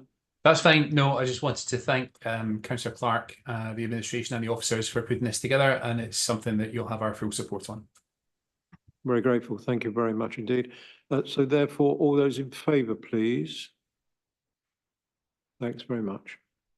Item 10, page 169, Carers strategy. Again, Councillor Clark to introduce. And I think, again, you would be proposing. Indeed, I would. A seconder, Councillor Codling again. Over to you, sir. Thank you again. As I said, we want to make our strategies better. We also need to look at ways we can work closely together to make a stronger community. And supporting carers is one of those ways of working together. Carers play a fundamental role in looking after those in need in our community. Again, this is one of the documents that we've had to look at, our officers have looked at in order to raise the profile of caring in the community. Importantly, to help carers as well as raise their profile and set out how we will work with partner organisations. Carers need to know how much we value them. this isn't some, categorization of people who work for the council. These are very often unpaid carers who don't realise the support that they can receive, and this document helps signpost that. This report's been a while in the making, but we're now moving to send this out to consultation before adoption. I would appreciate the support of my fellow councillors. Very grateful to you. Looking for other contributions from executive members. Councillor Codling, I'll take you later after Councillor McKinnon, please. Yeah, it's going to be a very similar comment, Councillor Brooks. I think it's a nice general point to be made here that when the council does things that are, extremely worthy like this, we tend to agree on it. We tend to agree on 80% of the stuff, don't we? And we disagree on the 20% of the stuff. This is firmly in the 80%. I would say though, I'm genuinely very keen to see the results of the consultation, but no, once again, you have the opposition support on this. Grateful to you. Thank you. Councillor Codling for other comments, please. Yeah, really just again to highlight that young people are carers, and we need to do as much as we can to support those young people who are caring for family members, because this can take away their childhoods. Thank you. We're grateful to you. And thank you for the support from the opposition bench, certainly the leader of the opposition. Okay, all those in favour, please. Thank you again. That's carried. We're now on to the customer charter refresh. Before I bring Councillor Cottingham in, a slight change of the actual style. You'll see the recommendations, page 3 of 8 in section 6. Also, before anybody picks up on it, there are 1 or 2 typos in the documents themselves. We've noticed them. Melanie Best is fixing them. So they will not go out like this. Over to you, Councillor Cottingham. Thank you, Chair. I will need a proposer. So I'm proposing this particular charter and we'll need a seconder. Be me and I'll talk to the item. Thank you. Right. So I think, first of all, a big thank you to the opposition who initiated this charter in the first place. All we're doing here is updating it and making it a little bit friendlier from a communication style perspective. So the recommendations within the document are that the revised document is produced, uploaded onto our website. We'll have printed copies for reception, libraries, museums, points of interconnect with our customers, with residents of West Berkshire. That will be a minimal cost to the council. We'll have a small but targeted communications campaign will be developed to get the refreshed version out to customers using social media. And as I say, on our relaunched website, it's all about really just getting that contract of behaviour between ourselves, how we interact with our customers and how those customers also interact with officers and members of West Berkshire Council as well. So as I say, it puts in writing the expectations of behaviour and the performance of dealing with our customers regarding service level agreements as well. I'm grateful for that. And I'll also say it was an initiative of the previous administration. And clearly we're building on that. And before Councillor McKinnon says I was critical of it, I remember being critical on page 5 of 8 of our services commit to these standards during their hours of operation. I think if you're committing to standards, you're committing them to them 24/7. But I don't want to carp and cavil about this. The point you make about a short comms campaign, the key for me is that these are writ large right across our estate. When you come into a council building, this is clear for people to see. A bugbear of mine, which not everybody agrees with, but a bugbear of mine is we seem to feel, because there is a lot of digital world out there, we can get away without actually printing things and displaying them. And I want to see this on an A3 in our receptions, in our libraries, in every part of our estate. I want to see it actually on our vans, but perhaps that may be over ambitious. But you know, if we're going to commit to this, the challenge is to make sure people see it and people understand it and people can refer to it on our website, certainly. But everywhere people look, they should see this charter. I personally like the graphics, page 6. So, you know, it's a building on the initial implementation of this. And Councillor McKinnon, as you come in, I hope you will have considered my kinder words about your introduction of this a couple of years ago. Over to you. Thanks, Councillor Brooks and Councillor Cottingham. Look, if you're going to spike my guns before I get the chance to say what I'm going to say, then we're not going to have fun here, are we? Yeah. Well, don't if you're going to, if you're going to choreograph what you're going to say, I'm going to anticipate it, sir. But back to you. You have the floor. I think it does look nice. It actually does look nicer in terms of the document. I agree with you on the graphics.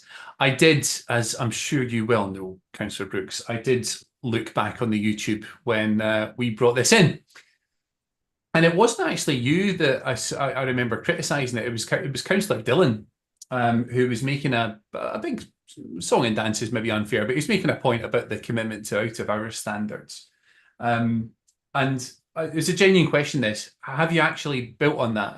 Have you put some more out of our standards in here? That was my only question. But no, thanks for the credit which was given to us. That doesn't always happen, so thank you. But no, genuine question. What are we doing with out of our standards? It's a good point, and in fact, I think we have built on it. But more to the point, I think we've been testing the out of hours service. We've been looking at how it works, and I think it's working well.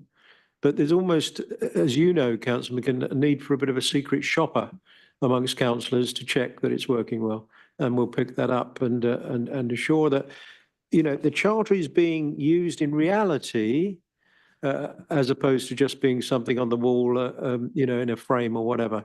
Councillor Cottingham wants to come back on this thing. Yeah, so recently I had, I think my daughter was coming home from working in Hermitage, past down school, and there was an issue with the lights on the road, and it was around about 7:15, 7 o'clock at night. I phoned the out of office emergency and was told, yes, we're dealing with it. We've already had a complaint stroke issue raised by the general public, and that seemed to work really, really well. It was very efficient, very effective, and it worked well. Do you know what? Through you, Chair, a lady I was speaking to this morning at the school drop-off independently said to me, Ross, I wanted to say well done to West Berkshire Council for their streetlight response. Like, I promise you that happened this morning. I'm not making that up. So I completely agree with you. I just wanted to make a final point about West Berkshire Council, actually. I am incredibly honoured to be a councillor in West Berkshire, and I love living in West Berkshire. And I think our council has got some brilliant staff and brilliant officers. I'm not saying that for effect. I think it's absolutely true. And when you sort of hear, I know it's anecdotal, but when you hear stories about the service that's provided by some neighbouring councils in Berkshire, particularly one that begins with an R, you hear some real horror stories. So I think this is really important. That's why we brought it in. I'm glad that you're taking it forward, and I hope that our residents can see that the council, it's not a political thing. This, whatever administration's in power, the council is trying to do its best for the residents. So well done. Very helpful. Thank you very much. I think we're in a position, perhaps, if there are no other comments, for us to take a vote on this and adopt this, subject to those final typos being agreed. All those in favour? Thank you very much indeed. Okay, on page 229, we have the Charitable Sector Memorandum of Understanding. I will be introducing this and proposing it. I have Louis Sturgis who's going to second it. Thank you very much indeed. What we're doing is noting this. It was something that I was asked to look at when I went to see the volunteer centre, but also members will recall that the peer review team expected us to develop this, And so I'm pleased to see that we finally have. Again, we're going out to get wider engagement on this from the charitable sector. I'm grateful to Paul Cove for pulling this together. I don't have a lot more to add to it, but I think it's a really important step forward in how the third sector, like the voluntary sector, interacts with us. It gives us the guidelines, the roadmap, gives them the understanding of what our, I mean, it's a charter in another way, you know, it's our shared values, how the charitable partnership in West Berkshire will work. So I think it's an important document. We will see what they say. We can obviously adapt it as necessary, but I put it to you for your support. Councillor Sturgis, I'll bring you back perhaps later after other comments, if that's okay with you. I'm looking at the other members. I'm not seeing anybody indicate. I do hope you will agree that this is a good step forward for the voluntary sector. And Councillor McKinnon has broken cover. Over to you, sir. Nope, just to say, yeah, well done, fully support it. Councillor Sturgis.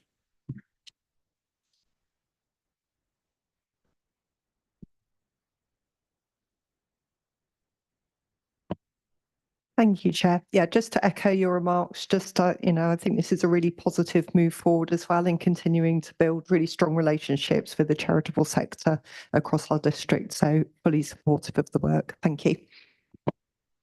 Grateful to you. Need a, do I? Yes, I do. Okay, all those in favour of this report and this proposal, thank you very much. Okay, moving on to the performance report, Q1, page 239. Before Councillor McKinnon tackles me on this, I'm going to anticipate perhaps what he might say. I recall Councillor McKinnon being a little critical of this. I think it was in the Scrutiny Committee. I tended to agree with him, and I told him that down the pub, actually. And I do want to see this change dramatically. I think we've had difficulties in that, Chief Executive. In the period, we've lost our performance officer, Kathleen Bogos. But I'll say this to you, Councillor McKinnon, I want to see a much simplified report. I've already mentioned this to people. I want to see a dashboard of the reds, the ambers. I want to see much more detail about how they are being addressed and turned around. And the greens, although they'll be there and probably be an appendix, but it'd be probably one line per green just saying on target. The reds and the ambers is what you want to pick up on, and that's what we will make sure it becomes much more easy to do. Before I hand over to the floor, though, I will draw your attention to 4.8 on page 241. We have increased the number of services and functions digitised. We've reviewed the community infrastructure levy customer journey. That's completed. There's been a lot of work gone into the launch of the Berkshire Prosperity Board. Our reliance on agency staff continues to reduce. From a position of where it reached about 270, it's running at about 135 to 140, virtually halved in 16 months. And we all know agency staff cost a great deal more than a permanent member of staff. The employee value proposition is going to be launched on the 1st of October. I said that earlier. Recruitment of shared lives carers, foster households continued successfully to grow. We were over 56% of households recycling their waste. Well done, Councillor Gawley and your officers. More EV charging points were installed in council-owned car parks and more to come.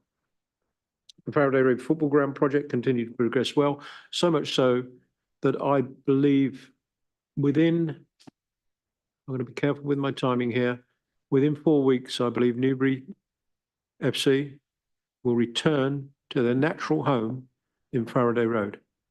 They're virtually ready to come back there and start playing again after 6-7 years. The pilot, thank you. Thank you. A pilot 20-mile-per-hour zone in Thiel is consulted on. The report has been prepared for consideration by elected members. In fact, I believe that's going ahead. Refurbishments of Hungerford, Kennet and Northcroft are on schedule to be delivered on time. There's a lot going on. Yes, there are some amber or red before people tell me. There was a delay of the West Point House project for displaced persons, but I think we're just about there. Number of days taken to make a decision on new housing benefit claims is affected by an influx of new claims, but we've got work to do. Time taken to process emotional health academy assessments was impacted by an increase in demand and staffing pressures, but again, we seek to sort that out. A delay in phasing out the garden waste subscription service due to options being considered. Well, I've held my hand up on that. We've got to go at a slower pace than we would have liked. Percentage of staff turnover at 15.8%. We've got to get that down. I think our strategy talks about 12.5 to 13%. And staffing issues affect our contractor's ability to complete pothole repairs. And as we said earlier in the evening, to deliver the capital programme. Anyway, that's my introduction overall. And I look to the executive members for any comments before I go to Councillor McKinnon. The floor is yours, sir. Thank you, Councillor Brooks, for that. I've got a few, so you may want to split it up. It's your chairman's privilege, of course. I'm going to talk about the garden waste charge, just because you brought it up there. It was supposed to be, the plan was supposed to be published by March 2024. We're now in September. I put it to you that you don't have a clue how you're going to do this, given the financial pressures that the council is under. It's going to cost you, what, 1.3, 1.4 million pounds a year. I'm going to make myself a hostage to fortune and say that everyone in that council chamber and everyone listening to this YouTube recording or stream, everyone knows it's not going to happen. Isn't it time that you admit that you got this one wrong and abandon the pledge? We'd all understand why. I know it's a bit of a climb down, but it's not going to happen, guys. So junk it now. That's my first question. Or a statement. I think that's you telling us to junk it now.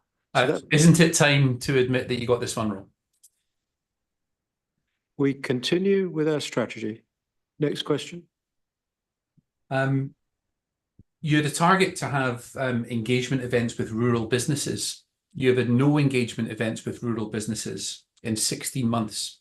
What message does that send to our rural business community? I think that's a well-made point, actually. But although I don't remember, I'm coming to Councillor Gawley quite soon because I'm seeing that there has been engagement. I can't recall a lot of engagement from the last administration in the rural community on this matter. But Councillor Gawley, you're keen to come in on this, please. Yeah, I attended the Rural Business Forum, which was in November last year, because it was not long after I took over the portfolio. So I was absolutely at a Rural Business Forum where we had, businesses from across West Berkshire there talking about how we as a council could support them. So I would definitely say we were there because I was there. Well, Hang on. Whoa. There was also the Rural Investment Fund, if you remember. I thought you were talking about a business conference. I have a vision, a dream. A vision sounds too grand. I'd like to see us having an annual business conference, and I thought that's what you were referring to, because we have not achieved that yet, where businesses can come into this chamber and have a rich conversation with us about what they would see is required across the district, and that's one still aspirational. So I think you've had a bit of an answer on your rural community there, Councillor McKinnon, but come back. Please come back. Well, there's a couple of very pertinent points there, because looking at the performance portal, that's what it told me. It says the number of engagement events that had happened in 60 months was 0. And I think the point you made earlier on, Leader, is it's even more pertinent now, is that is not a very clear target. I appreciate, Councillor, it's not a very clear way of understanding what's going on, because Councillor Gourley talked about the Rural Business Forum, and you yourself mentioned the fact that you don't remember much engagement from the previous administration. I founded the Rural Business Forum. I was the portfolio holder that started that off. So I'm not having that. And I think let's definitely, please, leader, tidy up that portal so that people know what they're looking at, because it's very, very unclear. Okay, thank you for that. And I stand corrected, don't I? It obviously passed me by for a lack of advertising. Councillor Paul. Thank you, Chair. So West Berkshire has a Rural England Prosperity Fund, which has been very successful. And I believe that was announced at the Rural Business Forum that was attended last year by Councillor Gawley. And just to pull up some stats that are on our website. So in 2023 to 2024, there was just under £100,000. It was 99498. Which is a nice sizable number. And in 2024 to 25, it's doubled nearly to 198,495. So that's a huge amount of money. And I think that's down to the fantastic works that the council have been doing to publicise the availability of these grants. And I'm also aware that members of the council, the officers, have been supporting applicants within the business community to ensure that their grants are going through. So whilst there's lots of different facets that the council have been doing to support rural businesses, it might just come through in lots of different places. Very helpful. Back to you, Councillor. Still got your hand up. I do. I mean, I'll just credit Councillor Poole there. Thank you for the comments, and they're genuinely interesting. But West Berkshire does not have a Rural England Prosperity Fund. The previous Conservative government instituted a Rural England Prosperity Fund, which allocated funds to councils. But I'm very glad to hear that the council is distributing those funds in an appropriate way. Thank you very much. Moving on to Councillor Abbs. Yes, thanks very much, Leader. Couple of things. First, the performance in pictures, which is mentioned. I must be a typo. It says Emborn community-owned solar farm approved. Are we really just talking about a planning application being approved? Because that was all up to do with Emborn Parish Council and that team over there. It seems a strange one to include in a West Berkshire achievements, because it's just another planning app. But I don't know, seemed a bit strange. So want to comment on that? Does anybody can comment on as why it was included?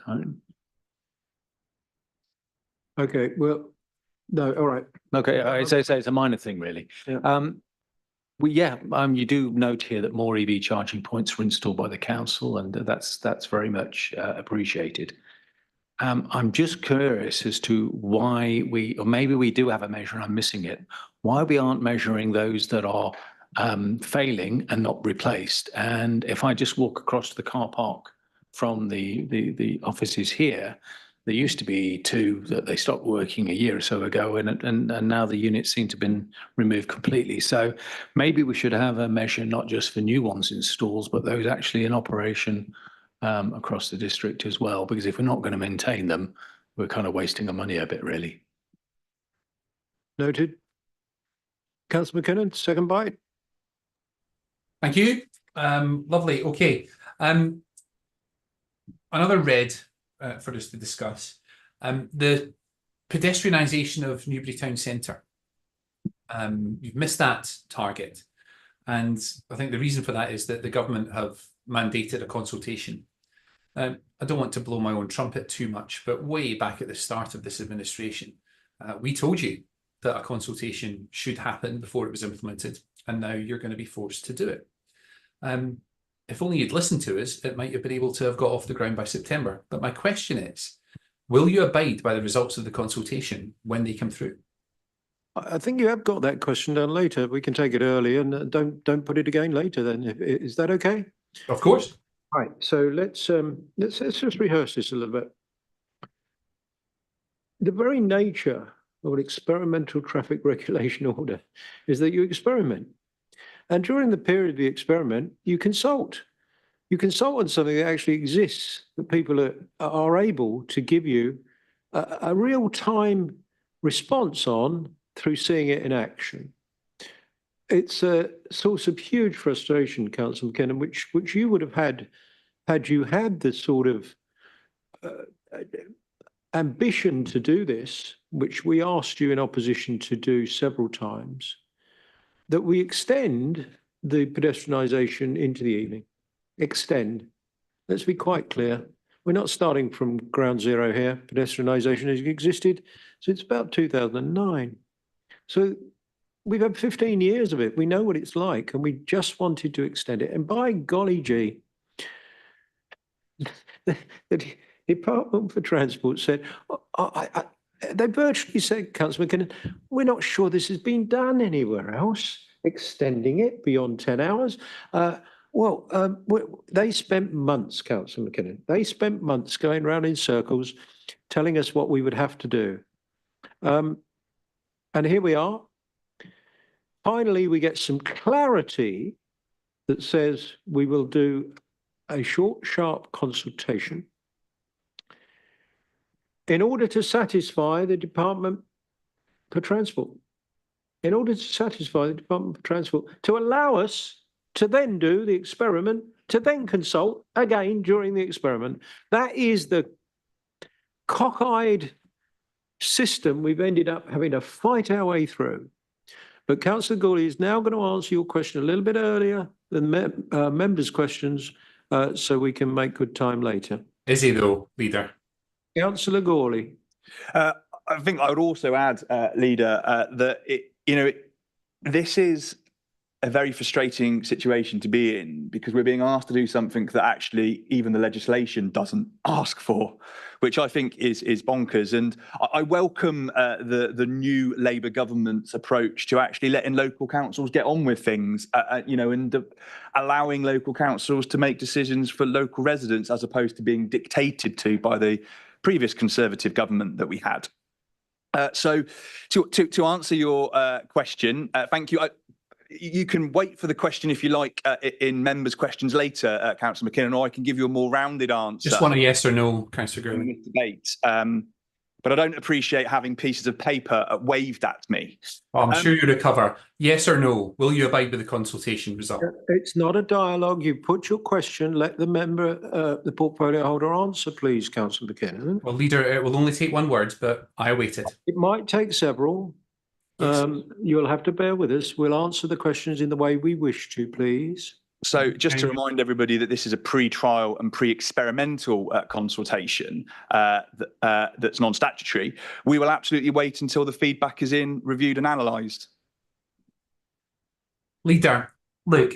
No. No, look, come on. I appreciate that. You've had your answer. I've not had an answer. It's a yes or no, Leader. Come on. I know that's what you want, but you've had the answer that we wish to give you, and you'll have to accept it, because if you ask the question in members' question later, you'll get the same answer. We will consider. We're not doing a hypothesis of whether it's going to be this or that. We'll consider it after the consultation.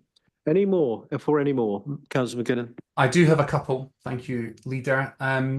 Now, there's a red here about refreshing and adopting the SEND strategy by March 2024. And I know that that's been done late. In the context of the administration attempting to claw back over £2 million from Brookfield School, which is a specialist SEND school, how can these be the actions of a council which has SEND as its top priority? Well, look, I've got a question from you later, and so is Heather Codling. There is a review going on. I've said it so many times, I'm almost fed up saying it, but I'll say it again. There's a review been going on since I made a statement in this room on the 25th of July, just under 2 months ago.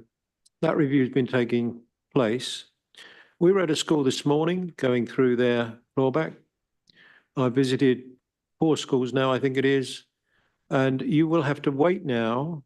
Not very long, actually. I think we're talking about next week to see what the outcome of that review. I'll say now, not just to you, Councillor McKinnon, but say to the public and the schools, I think they will be pleasantly surprised. Can we move on? I think I'll give you one more and then I'll try and make progress, I think, yeah? I've got 2, and one of them will be really quick, I think. But up to you. So public questions responded to within 5 working days is red at 85.7%. Now, I don't think this should be a hard target to achieve. Do you not agree that that does give the impression that responding to the public isn't a top priority of the administration? No, I don't think it gives that impression, but it needs to improve, sir. Your next one? Thank you. This is not a political question at all. I saw that we have a target of 4 rough sleepers. Seems strange to have a positive target, of course, but I understand why it's there. And I think at the period end here, we had 13. I want to ask do we know what's going on there? What's caused that rise in rough sleepers in West Berkshire? I think I'd genuinely like to know. I haven't got, Councillor Gawley, you able to, because Councillor Gaines would pick this up normally, but yeah, happy to answer this one. I haven't spoken recently about it. The cost of living crisis has had a significant impact on the how homeless in the area. So that is the kind of biggest cause of that increase. Sorry, can I just confirm that that's the administration's view, that rough sleeping has been increased by the cost of living crisis? Can I just confirm that? The challenge we've had is really the availability of the homes and housing stock to actually accommodate people. But Councillor Gawley's may want to come back. Just because it's also good to point out that we've invested more in rough sleeping prevention officers as well. So we've added 2 more officers to help tackle that challenge. Very good. I think I'm going to move on. I'd like to thank all officers and staff, because I do think there's a huge amount of good gone on within this period. I'm going to end on the good CQC rating and call out Paul Cohen, his department on that. Thank you very much. Well done. Members, we are asked to note this report. Are we comfortable with that? Thank you very much indeed. We then have item 14, the proposed disposal of Unit 1, Turnham's Green Business Park. We will be taking this in 2 parts, part 1 and part 2, because of commercial confidentiality. Vicky Paul will introduce the report and propose it, and I will second it. Over to you, Councillor Paul. Thank you, Chair. So as part of the council's strategy review of their properties, we've been looking to understand what functions and services are performed in those buildings across the complete estate. And by doing so, we've been looking particularly at back office and front office functions. And the Turnham's Green site, largely back office function. It's a site where a lot of the staff who work there dip in and out, very based within the community within the east of the district. And looking at and considering the desk placements using the one public sector building strategy, it's been identified as a site that could be closed, and the staffing there can be amalgamated into other sites across the district. The rest of the detail within the report is relatively self-explanatory, Chair. Just making my notes here, just so I can double check that I've covered everything. Yes, so the top and bottom of it is that by closing the site, we can move staff into other areas within the buildings, and we can save on the overheads of running that premises, which would provide the taxpayers of West Berkshire with far better value for money. Thank you. I would add that, in fact, the recommendation 2.1 will be that the executive agree to instruct agents to market Turnham's Green.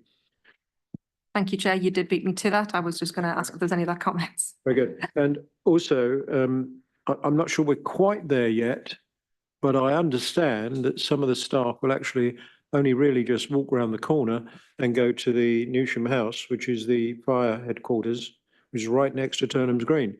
I understand that is close to being agreed. So the least disruption for the staff. Comments from executive members? Okay. Comments from others in the room or online? Questions? No hands up from Councillor McKinnon. It would seem that at this stage, we are accepting the recommendation that the executive agree to instruct agents. Thank you, Councillor Paul. You proposed it, I seconded it. All those in favour? Oh, whoa. Voting will take place in part 2 of the meeting. So I think we're basically agreeing subject to part 2. That's helpful. Thank you, Nikki. So we come to then, I think, members' questions.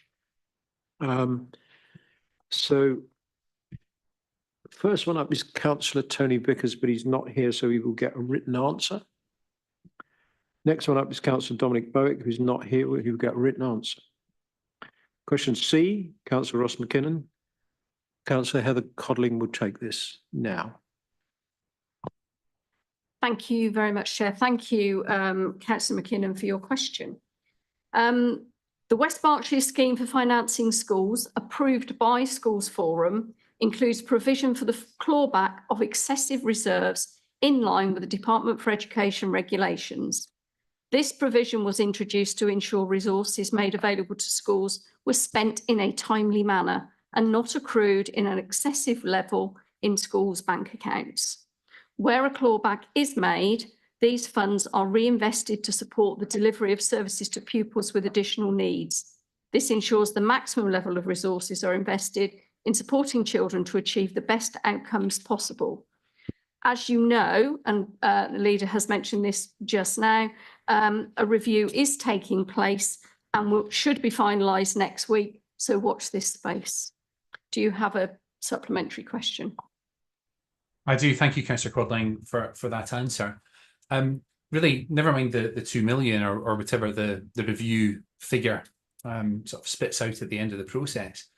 How can withdrawing any money from a specialist special needs school be in the best interest of special needs pupils? If they're not spending it on those children, then it's not in their interest. It at least is going to be redistributed to the children that need it. Moving on then, this D, this is to me. I did answer it earlier, but I'm going to answer it again.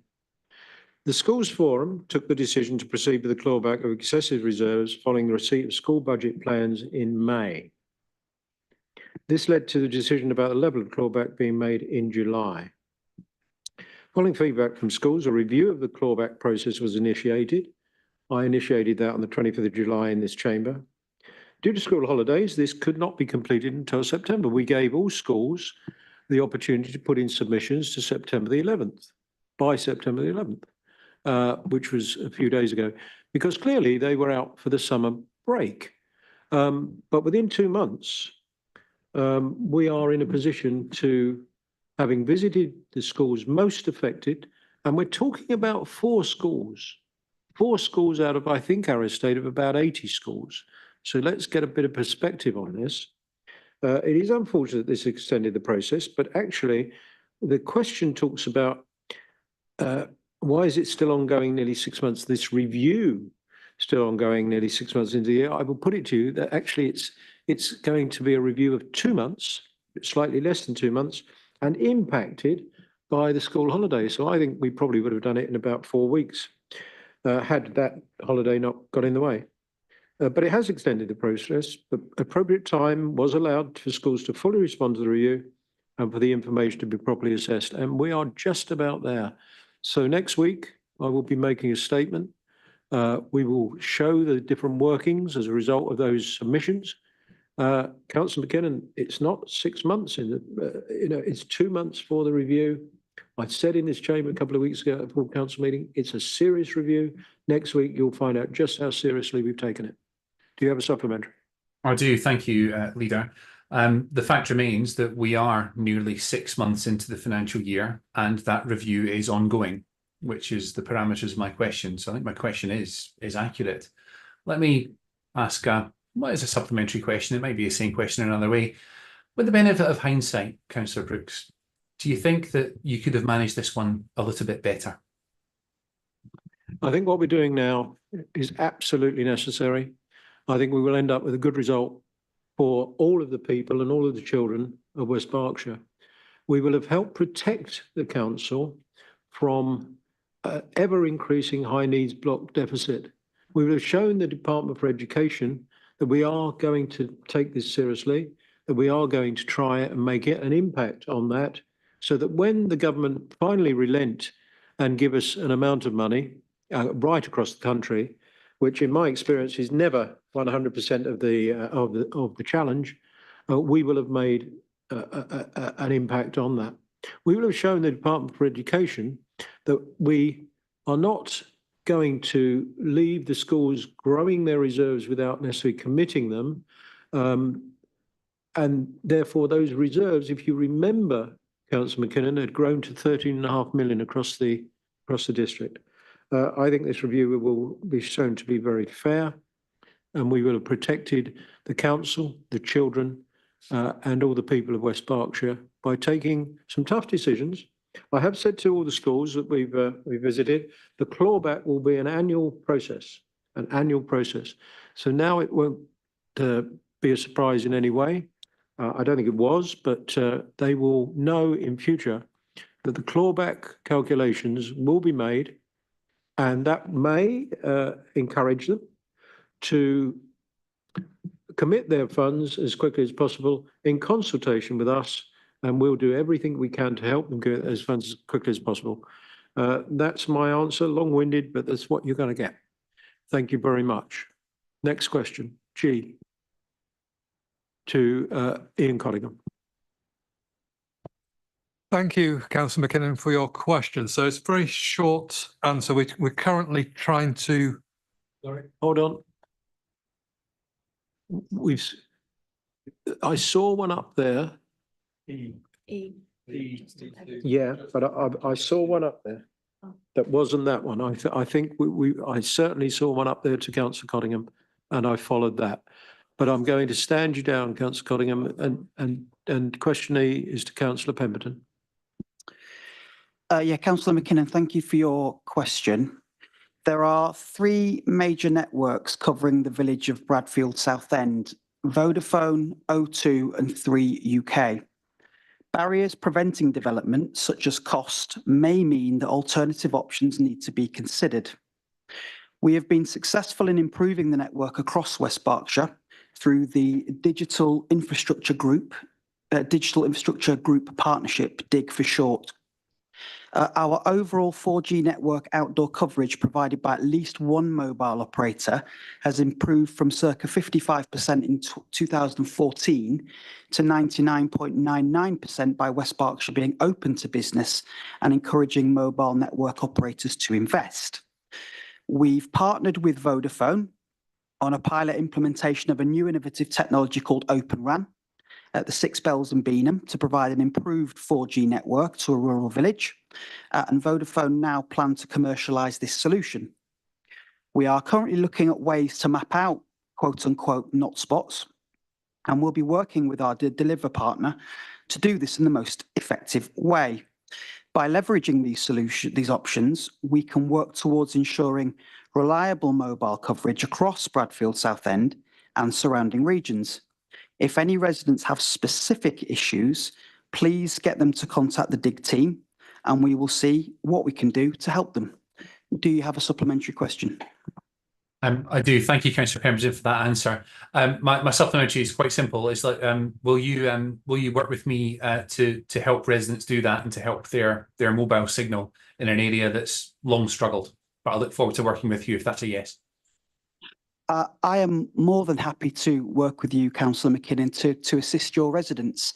The only thing I would say is that we obviously have to be mindful that we are working with private mobile network operators.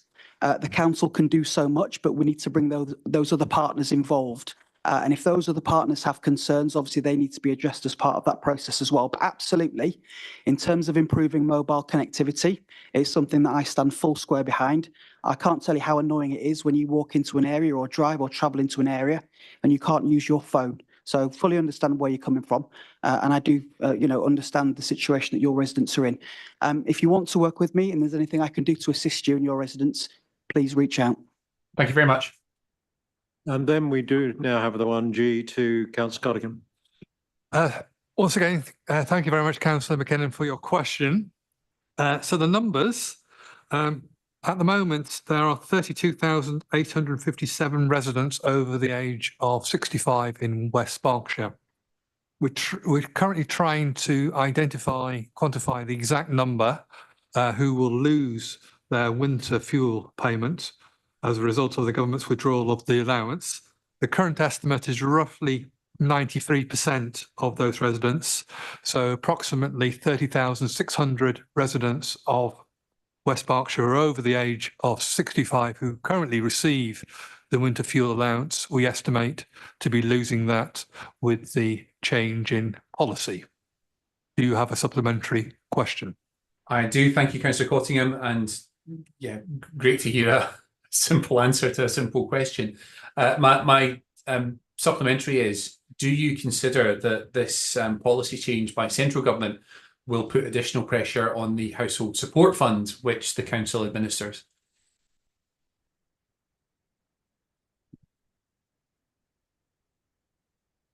I would probably, yes. And one of the things which we're looking to do as an administration is those pensioners who are not claiming the various pension credits, which would make them qualify for the winter fuel allowance. We're exploring avenues to see if they can come into West Berkshire Council to have their forms completed, things like that. So we're actively looking at potential to increase the participation of pensioners who, at the moment, for whatever reason, are not applying for the winter fuel allowance, which they would do under the change.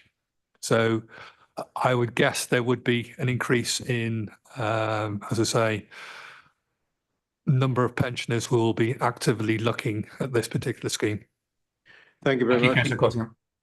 Got one more to Councillor Stuart Gawley, I think, H, on the screen now. I think we answered it earlier, but hey ho. Yeah. Do you want it answered again? I do actually, Leader, if you don't mind. All righty. Okay, so we will wait until we have the feedback and the feedback is reviewed and analysed of this pre-trial and pre-experimental consultation. Do you have a supplementary? I do. And I want to give you a hypothetical scenario of that feedback, Councillor Gurley. And I will just say that I'm probably going to clip this answer for Facebook because I like to do that sort of thing. But I realise I was unfair to you earlier on when I waved my yes or no piece of paper at you because I should have included another option, which was maybe. And that really does include all of the options. So I'm going to put you on the spot. If the feedback is negative towards the pedestrianisation, will you abide by it? Yes, no, or maybe? I think it would be unfair of me to preempt any feedback from that consultation at this point. But thank you for the question. Thank you very much. That's I will say thank you to Councillor McKinnon because I believe you were in agreement that questions F and I are carried forward to next week's council meeting. Yes, no problem. And best wishes to Councillor Gaines. Hope she's feeling better. Thank you. Very helpful. Okay, I'm on to item 16, exclusion of press and public. I'm asking members to agree by voting that the press and public leave the room in accordance with Schedule 12A of the Local Government Act 1972. All those in favour, thank you very much. And now I'm waiting for the Zoom host to confirm when the public attendees have left and the live stream of the meeting has ended.